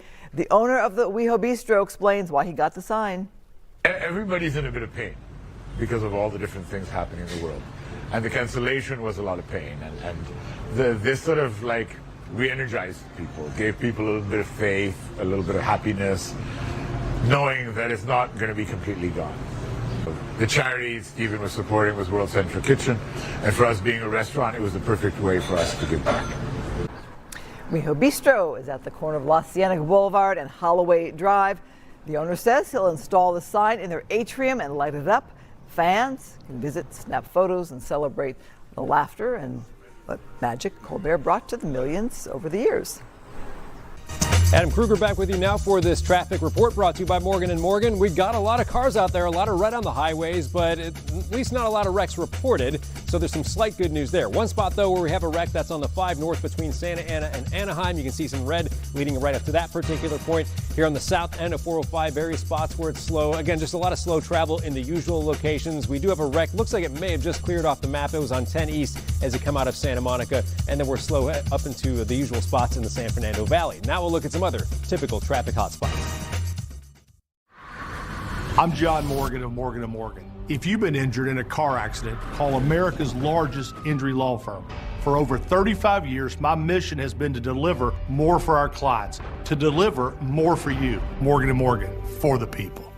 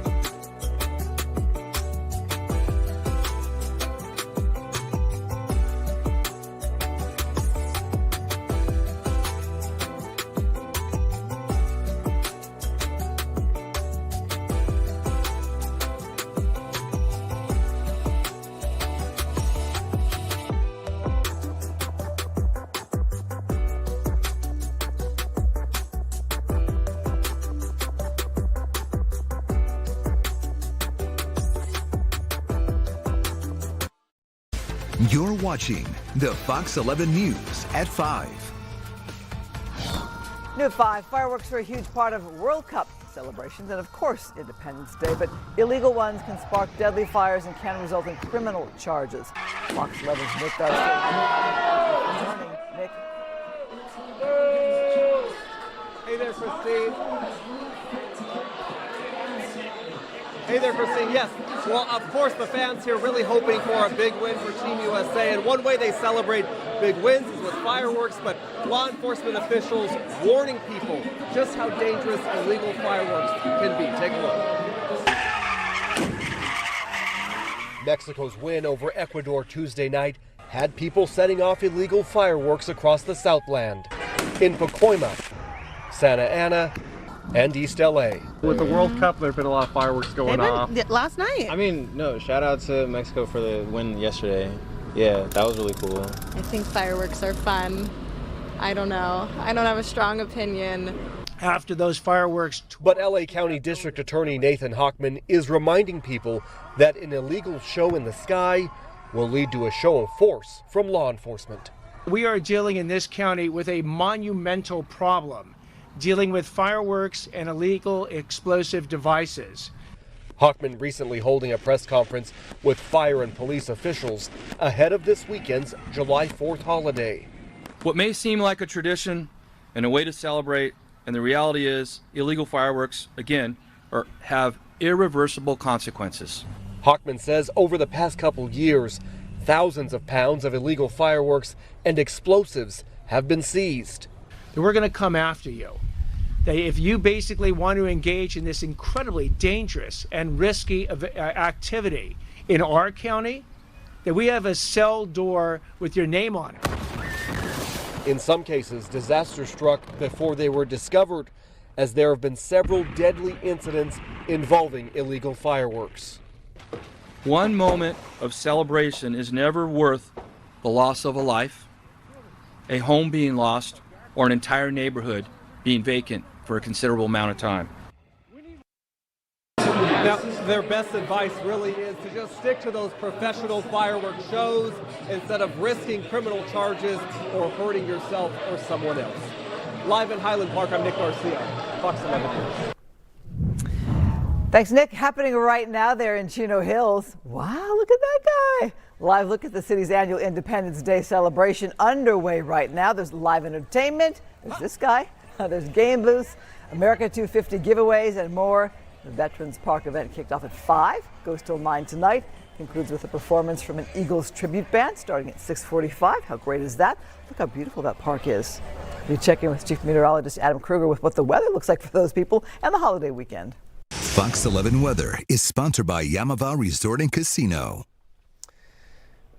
Yeah, this evening should be very nice as they're listening to Hotel California. I imagine that'll play with the Eagles cover band out there tonight. Well, we've got a little bit of a somewhat cool pattern for summertime. Notice on the live shot from Mount Wilson, a little bit of cloud cover seen as well, but many areas it's sunny right now. The clouds do fill back in overnight, but not as widespread as we've seen the last few nights and not as long lasting into the daytime as we've seen the last few days. So in our weather headlines, really a warming trend. That's number one. We're going to see those temperatures getting warmer heading into our holiday weekend. Again, a less widespread marine layer each of the next several mornings. And then Saturday, kind of an interesting thing. I don't think it's going to be that big of a deal, but just interesting that we're going to get some extra clouds in our sky on Saturday from a tropical storm out of the Pacific. I don't think that'll impact fireworks viewing very much, though. Those clouds should be a little bit higher up. Let's start out here, though, in the eastern part of the country where we have widespread heat alerts continuing. We saw these yesterday, again today. Big area under an extreme heat warning, heat advisories in orange. There's going to be feels like temperatures well over 100 across several states there across the east from this heat dome, that area of high pressure, which will expand westward over the next several days. So eventually our temperatures are going to come up. Right now, though, we have this cooler than normal pattern, this trough right here. If you're watching the FIFA World Cup game in Seattle today, for example, temperatures were only in the 60s. They're going to see some warmer temperatures up there coming in the next few days. Then as we go out here in the Pacific, we have Tropical Storm Douglas. It's not expected to turn into a hurricane, and it's not coming anywhere near land. But notice the clouds stemming from this reaching at least Mexico right now. And some of those clouds should spread into our area just in time for the 4th of July on Saturday. Here we bring it to noon on Saturday. Again, the storm way down here, but clouds will spread across our sky. Again, though, these are not marine layer clouds that are down low. They're a little bit higher up, and I don't think they'll block out our viewing of the fireworks on Saturday. So let's look at our pattern now. Again, this trough is going to, the computer's catching up there. It will kind of migrate back up to the north. We've got high pressure expanding more so across the entire southern portion of the country. We're going to be feeling that here with a warm up this weekend and probably getting even warmer as we get into the middle of next week as that high continues to expand here locally. And also notice a lot of the western U.S. is going to be completely dry over the next 7 days across the entire state of California. No rain expected through the next 7 days. So our temperatures, they're nice. They will be going up a little bit, but it's not like it's a big time heat wave. Keep in mind the average is 81 this time of year for LA. So even this weekend, as we get to 80 on Saturday, that's still around or even slightly below average. We're upper 70s on Sunday and Monday. We do start getting a little bit hotter, though, into Wednesday of next week. For the coast, those temperatures kept down a little more and more so in the low 70s for several days in a row, maybe mid 70s as we get into next week. Valleys and Inland Empire, here's where you're going to notice more of that heat this weekend, pushing into the upper 80s in the valleys. Now, I think the IE is probably going to see some 90s this weekend, and overall temperatures will be getting hotter as we go into next week. The mountains going from 70s to 80s for this weekend. In the high desert, you're going from 80s like you've seen lately to 90s by the weekend. And then finally, the low desert, we've got those triple digits on the way. Christine? The global crypto market is estimated to be worth more than $2 trillion, and you can make a lot or lose a lot very fast. Few have been more successful than President Trump. Now Democrats are accusing him of rigging the game in his favor. Fox's Jared Halpern has more. As the White House navigates a midterm landscape focused on affordability and the cost of living, new documents are shedding light on the president's own financial situation. A federal disclosure released Tuesday shows President Trump made more than $1 billion last year from his crypto businesses, while investors took heavy losses. All told, the president raked in more than $2 billion in 2025, but he's brushing off concerns about a conflict of interest. I don't get involved in my personal. We have funds that run my money. To critics who say you're profiting off the presidency, Mr. Well, you know why I'm profiting? Because the stock market's going up. Everybody's profiting. Trump, the self-proclaimed crypto president, moved quickly at the start of his administration to shut down attempts to regulate the industry. But the massive windfall is fueling ethical questions and campaign material for Democrats. We've known for a long time now that the president is using his office to personally benefit to the tune of billions of dollars. They've used crypto to try to mask who the contributors are, but that only goes so far. They are literally the elites they pretend to hate. The White House insists there's nothing improper about the president's business dealings and that all of his moves are made in the public interest. He's pretty busy as president. He's not doing those trades from the Oval Office as he's making decisions for our country. Senate Democrats are also calling for hearings and investigations into allegations members of the Trump family are cashing in on foreign deals. In Washington, Jared Halpern, Fox News. The federal government is suing California over its ban on Glock handgun sales. The lawsuit also seeks to prevent enforcement of the state's handgun roster, a list limiting legal firearms that can be bought. The DOJ is challenging the law that reclassifies Glock-style guns as machine gun convertible pistols. California argues the guns can be quickly modified into illegal automatic weapons. The piece that can turn the gun automatic, known as a Glock switch, is already illegal. California's law goes further by banning sales of the gun entirely. Glocks are among the most popular handguns sold in California. West Nile virus season is off to its earliest and worst start in over 2 decades. The CDC confirms at least 48 cases so far. 38 of them are severe. For years, the average by the end of June is around 10. Health officials are sounding the alarm ahead of the 4th of July when many will be spending time outdoors. Most people who get West Nile experience mild or no symptoms. However, severe cases can cause damage to the central nervous system and be potentially deadly. Experts recommend using bug spray with DEET and wearing loose-fitting clothes when outside. We'll be right out.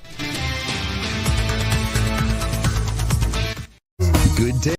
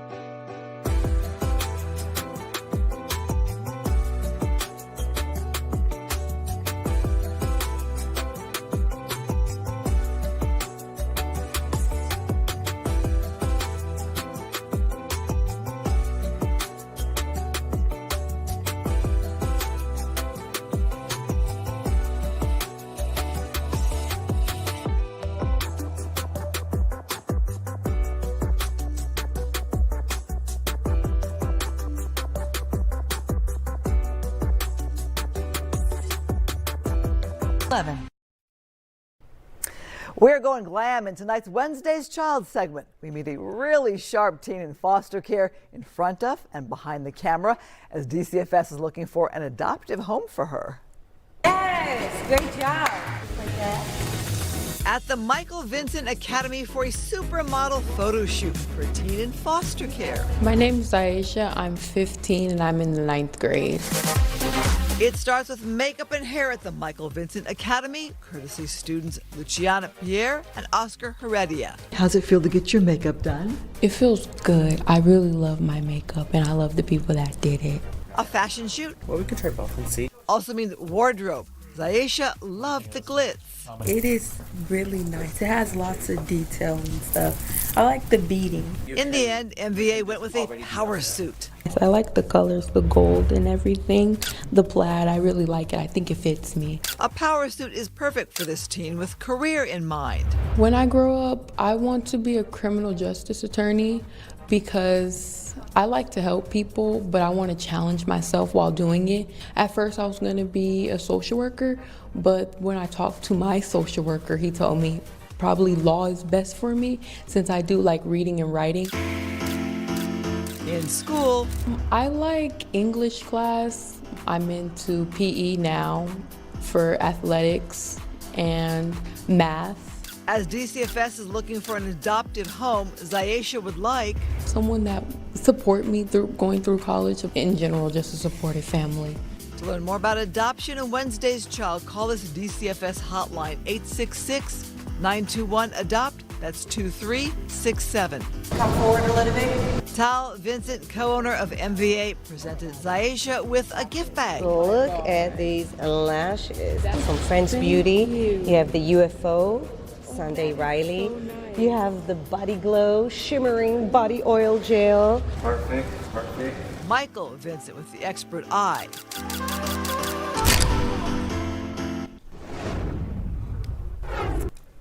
We are taking you to this breaking news right here. You can see the fans cheering for good reason. Why? Team USA just scored a few minutes ago in the U.S. World Cup.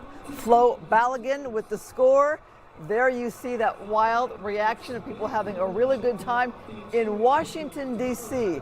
We are watching fans up and down the coast of California as well, especially here in SoCal, at those watch parties as the U.S. takes on Bosnia and Herzegovina. The USA first on the board for the score. Flo Balogun right there. This is the elbow room here in Highland Park. I don't know if we can listen in at all or just take in the cheering there. It was fun to watch them earlier as they were very calmly watching this match. Started just a short time ago, 45 minutes ago, and now you see them on their feet in full cheer there as the U.S. leads the way. Remember, this is the knockout round. Whoever does not win goes home. Whoever wins advances to the round of 16. And right there, looking good at this moment for Team USA. Keeping a watch on that for you. New 5, a brand new retail store opened today in Pacific Palisades as a symbol of the community's rebirth. 3, 2, 1. Applause right there as Pali Trading Post opened its doors. The general store features Pali-themed gift items from local vendors and businesses. We're going to highlight the town now rebuilding after the destructive Palisades fire. Owner Michelle Murphy told the crowd at today's grand opening that the store celebrates community. If there's one thing I've learned through all of this, it's that a community isn't defined by its buildings, it's defined by its people. And the Palisades has always been a place where neighbors know each other and where small businesses matter, where people show up for one another. And after everything we've been through, that spirit's only grown stronger. You take a cue from Michelle, the Palisades is back and going strong, and we are going to recover one step at a time. And thank you, Michelle, for getting us started. Pali Trading Post is a meaningful step forward in the neighborhood's ongoing recovery. Congrats to them. We'll be right back.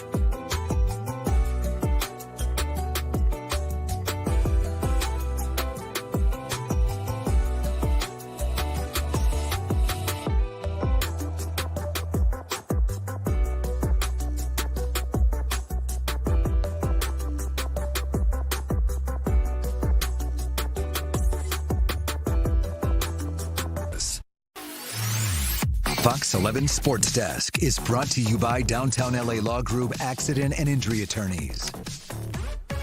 In the wake of LeBron James' departure from the purple and gold, the Lakers front office put the pedal to the metal today, reportedly signing 4 players within 35 minutes of each other. Headlined by a trade with the Jazz. Lake Show acquiring center Walker Kessler while sending 2 unprotected first-round picks and another 2 first-round swaps over to Utah. Kessler then reportedly signed a 4-year, $130 million deal with the Lakers. The 7'2" big man missed nearly the entire season last year after shoulder surgery in November. The Lakers also agreeing to deals with forward Sandro Mamukelashvili as well as guards Quentin Grimes and Colin Sexton. And a blockbuster trade happening elsewhere today. The Celtics reportedly trading Jaylen Brown to the 76ers for Paul George. 2 first-round picks and 2 second-rounders. Brown is coming off a season where he averaged a career-high 28.7 points per game. He now joins a Philly squad that knocked Boston out of the first round of the playoffs this past season. Well, the World Cup knockouts so far have been absolute must-see TV, and today's been no different. Right now, it's the U.S. and Bosnia and Herzegovina on Fox. But before that, a couple of thrillers went down today across the country, including Belgium and Senegal. This one in Seattle. Senegal dominated the entire match, up 2-0, 86th minute, but they let their foot off the gas. Romelu Lukaku gets the Belgium team on the board, sneaking that one in to make it a 1-score game. Belgium down 2-1. Then 3 minutes later, disaster for Senegal. Yuri Telemans there for the equalizer, finishing the cross in the box with the header, and just like that, the Senegalese lead is none. It's now 2-2. This one went to extra time. Belgium getting a free kick after a Senegal foul, and it is the captain, Telemans here, putting it high right corner for the game winner. Belgium completes the late comeback to win 3-2, and they advance to the round of 16. Also today, England and the DR Congo facing off in Atlanta. England trailed 1-0 after conceding an early goal in the 7th minute, but in the 75th, it's Harry Kane with the header. England cuts the deficit to 2-1, a momentum shift, but still work to be done. 3 Lions on the attack here in the 86th minute now. Kane gets a look and capitalizes. It's Harry Kane to the rescue. The captain puts the squad on his back and wills England to a 2-1 comeback victory. They are now set for a date with Mexico in Mexico City for the round of 16 again. That one is going to be must-watch TV. By the way, the U.S. currently leading Bosnia and Herzegovina. They are about to go to the half. It is 1-0. We'll have complete highlights for you tonight on the Fox 11 News at 10. But you can also watch the second half. Just flip on over to Fox 11. The winner, by the way, between that game will play Belgium in the round of 16, that game in Seattle. We'll have it all for you again tonight at 10. We'll take a quick break. Back with more after this.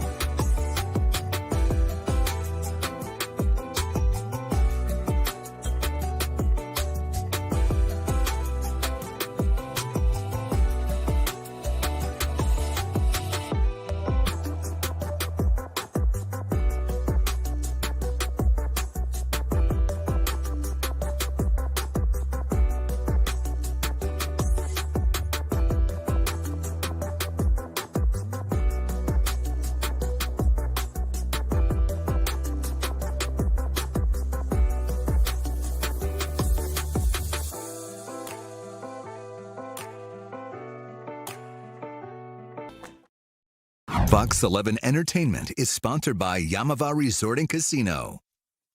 In entertainment, he helped define the sound of a disco era and invited generations to dance the YMCA. The original singer of the Village People has died. It's fun to stay at the YMCA. Victor Willis co-founded the Village People and co-wrote classic hits like YMCA, Macho Man, and In the Navy. His wife posted on social media saying he died yesterday as a result of a short but aggressive illness. He died the day before his 75th birthday, which is today.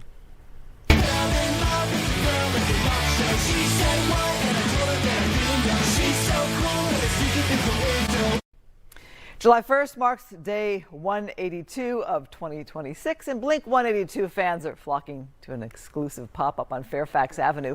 Complex LA is hosting that pop-up where you can step inside the punk rock world of the California band. The immersive space was inspired by the group's sound, visuals, creative vision, and also features limited edition merch and collectible items. The Blink 182 pop-up is open today through Friday from 11 to 7. All right, we're taking you to look at fans again as the U.S. is up 1-0 in that knockout World Cup match. This is the scene when Flo Balogun scored that goal against Bosnia and Herzegovina. Team USA fans going nuts there. That's it for us. We're here at 5. Fox 11 News at 6 is next. Now, this is the Fox 11 News at 6. And good afternoon. I'm Laura Diaz. We thank you for watching here at 6 o'clock. We have breaking news to bring you at this hour. You're looking right there at the 126. This is breaking news of vegetation fire in Valverde. It's being called the Chloe incident. Now, Skyfox over it right now. It has burned 15 to 20 acres. As we told you earlier, near Highway 126 at San Martinez Grande Canyon Road. This is right between LA County and Ventura County. 126 is a major means of getting to and from the counties. Helicopters have been dumping water over it. We are going to continue to monitor this breaking situation and come back to you should it change. Right here, fans of Team USA are closely watching screens across Southern California, hoping the U.S. men's team can pull out a win against Bosnia Herzegovina. It's win or go home. Fox 11's Susan Hirasuna joins us live from Hollywood, where they must be in an upbeat mood tonight. Susan? All right. We are live once again at the Elbow Room. I got to show you how they decked out this bar for all of the FIFA games, meaning everybody could come here. They open the bar early so that people can come and enjoy a piece of pizza and some beer. I want to take you inside because right now, because of this break, people are a little bit more calmer. There's a little bit more elbow room, if you will. But I got to show you what it looked like just a few minutes ago when the U.S. men's team finally scored. Take a look.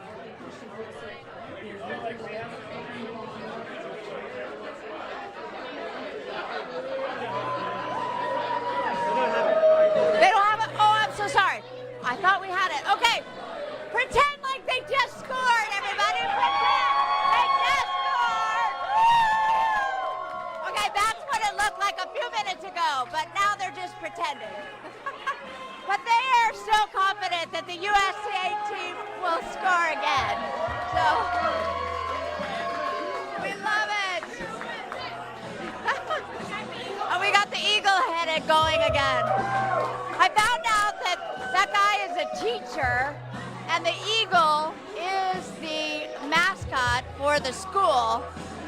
And so, for the games, he brings it out. All right, so right now we're just waiting for the game to start up again, Laura, but it's been a nice evening in that so many people have streamed in like 10 minutes before the match started. So it's been quite chaotic around here. And there's a patio that goes even farther back, also full. But right now we're basically on that break. All right, Susan, doing a good job out there, and I think we're listening to the boss, born in the USA. Now to this, a major crackdown on sex trafficking along South LA's Figueroa corridor. The raid's the second part of what law enforcement is calling Operation Broken Blade. Fox 11's Rachel Aragon is live outside of the federal courthouse. Rachel, we're hearing some of the victims are children as young as 14. Yeah, that's right. The operation itself, they've also told us, identifying over 50 victims, and they stress some of those are in fact minors. And while this is the latest major crackdown on sex trafficking here in Los Angeles, law enforcement today sending a very clear message, Laura. They want to make sure no one even thinks about continuing this. Target vulnerability. They recruit via social media. Wednesday morning, federal and local law enforcement executing sweeps along South Los Angeles Figueroa corridor. It's part of an ongoing operation to crack down on sex trafficking. These defendants recruited runaways, girls from foster care systems, and other vulnerable victims who turned to social media for affection. First Assistant U.S. Attorney Bill Asaley says his office has charged over 24 defendants with human trafficking violations over the last 11 months. He adds some of the victims are young adults, while others are children. While he did not disclose their exact age, he claims some of the victims have faced horrific violence. One victim was forced to engage in sexual activities. On the same day, she was forced to have an invasive abortion procedure. For parents, I would say, you know, your kids need your time. They need your attention. Tina Chang works for Olive Crest, whose mission is to prevent child abuse. She says it's important that parents stay connected to their children, especially as traffickers lean on social media to lure in their young victims. Young people don't have the ability to, figure out who's lying and who's not lying. And I don't think people realize how close all of our children are to being preyed upon, because it's just that one person that slips into your DMs and is now promising you things. Local and federal leaders say their joint operation just happened to coincide during the World Cup, but add they do tend to see an uptick in sex trafficking during major sporting events. People are coming in from out of the state, out of the country, and there's a higher demand, and so we see an uptick. So we always make a concerted effort to increase awareness and enforcement for sex trafficking, human trafficking. Now, Police Chief Jim McDonough also saying today during the press conference that they've helped save about 75 juveniles this year alone from exploitation, just again highlighting the importance of these raids and ongoing operations. We're live in downtown Los Angeles. Rachel Aragon, Fox 11 News. Thank you, Rachel. Distressing right here in our own backyard. Well, tonight, free health clinics are helping Boyle Heights residents after a massive warehouse fire. LA Mayor Karen Bass partnered with local groups to bring the clinics here. They offer no-cost respiratory screenings, eye and skin checks, and more.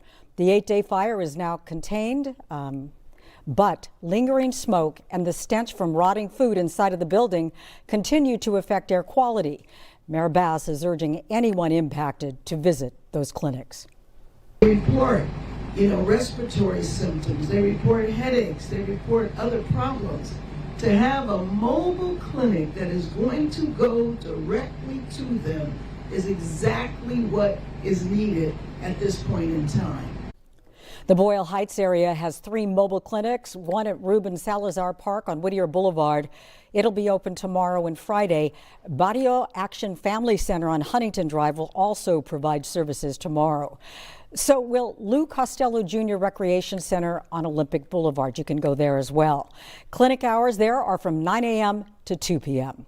And starting today, California drivers are paying even more at the pump. The state's gas tax is increased by 2 cents per gallon, bringing the excise tax to 63 cents a gallon, still the highest state gas tax in the entire nation.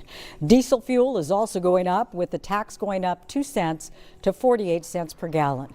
The automatic increases are required under California's 2017 Road Repair and Accountability Act, which ties the tax to inflation.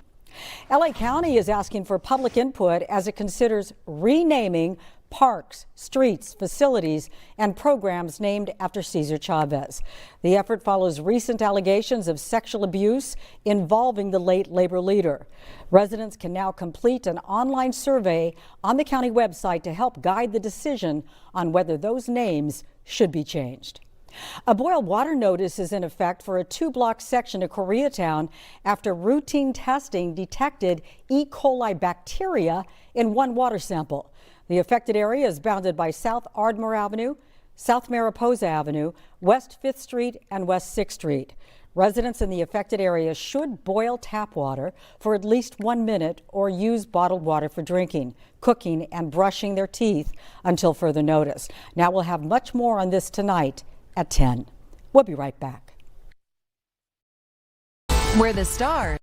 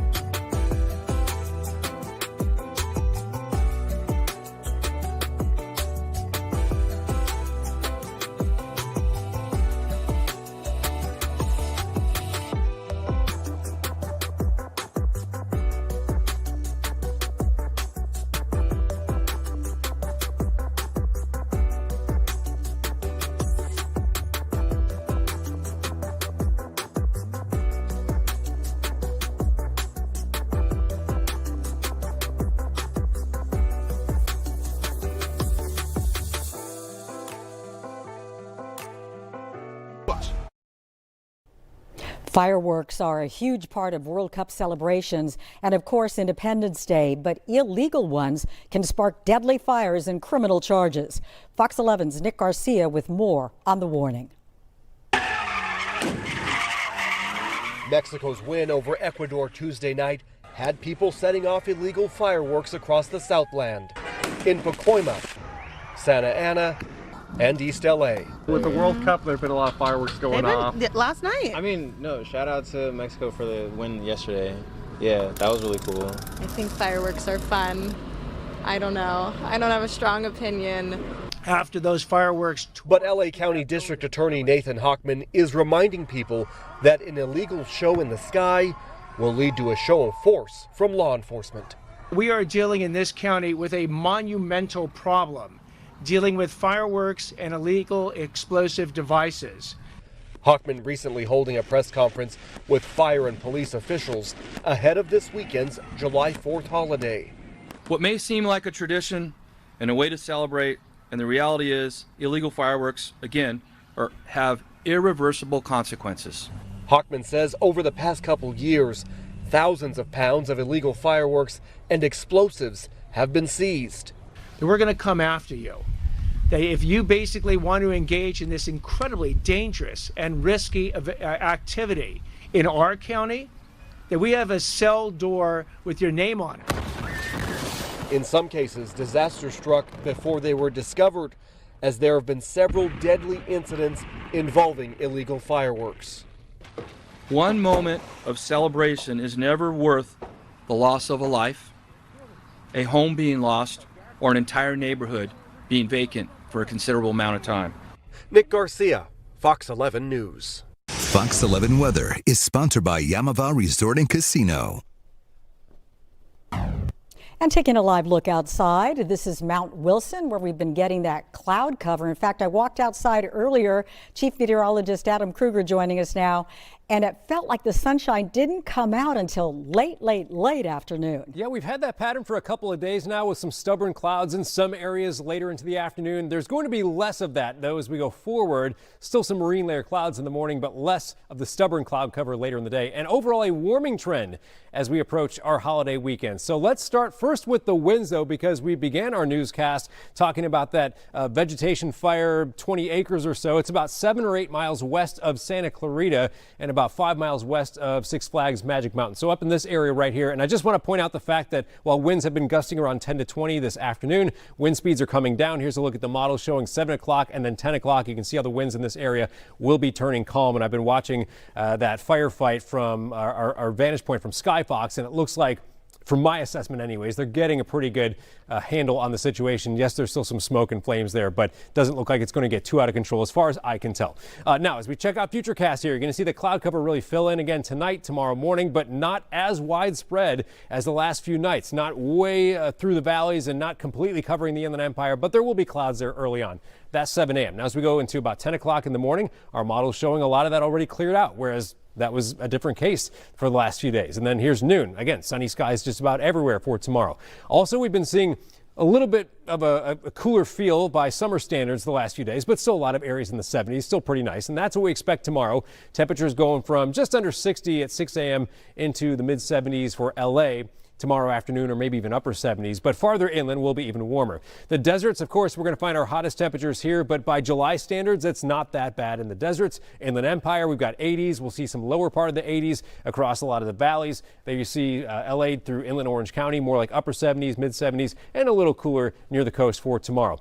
We've got that high heat, dangerous heat continuing across the eastern part of the nation. Extreme heat warnings, heat advisories. That heat will expand westward. Not that it's going to get that intense for us, but we'll see a pattern shift and we'll see a little bit of a warm up.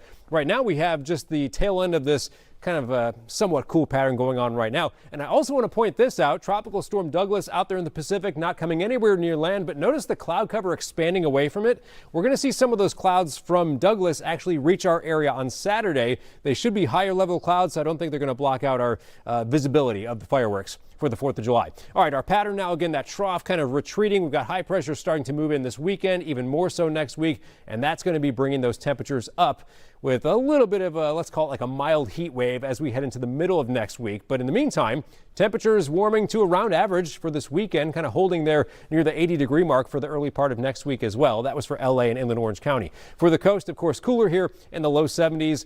Up and down a couple degrees here and there, but no big changes. And then for the valleys in the Inland Empire, we've got hotter temperatures coming well into the 80s for the valleys. I think the IE is probably going to see some 90s this weekend, and it gets hotter next week. We're back right after this break. Get free.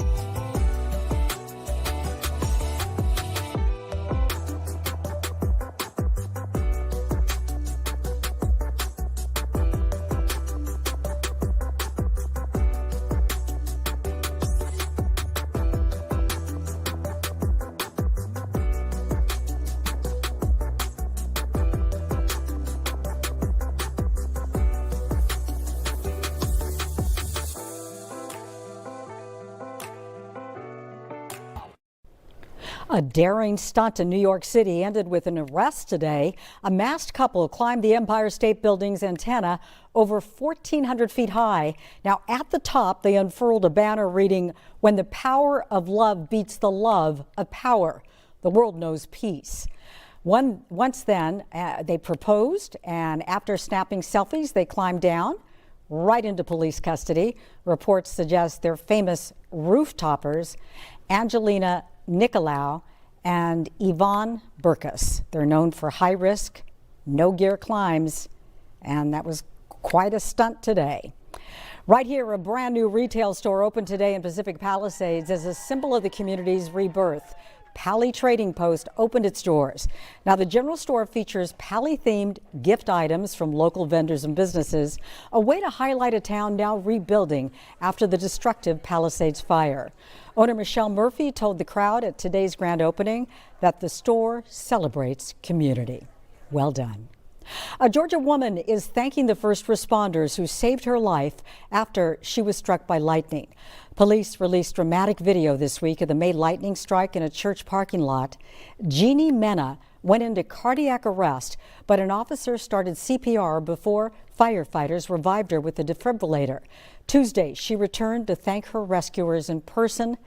Now, let's send it to Adam with a look at the traffic. Fox 11 Traffic is sponsored by the law offices of Jacob M. Ronnie.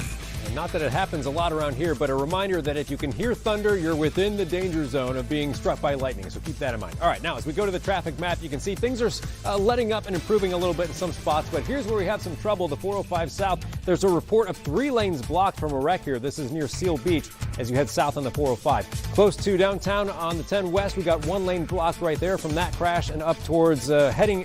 If you're going up to the San Fernando Valley on the 405 north there, just north of Brentwood, a stall has 1 lane blocked. Now we'll look at some other traffic hot spots.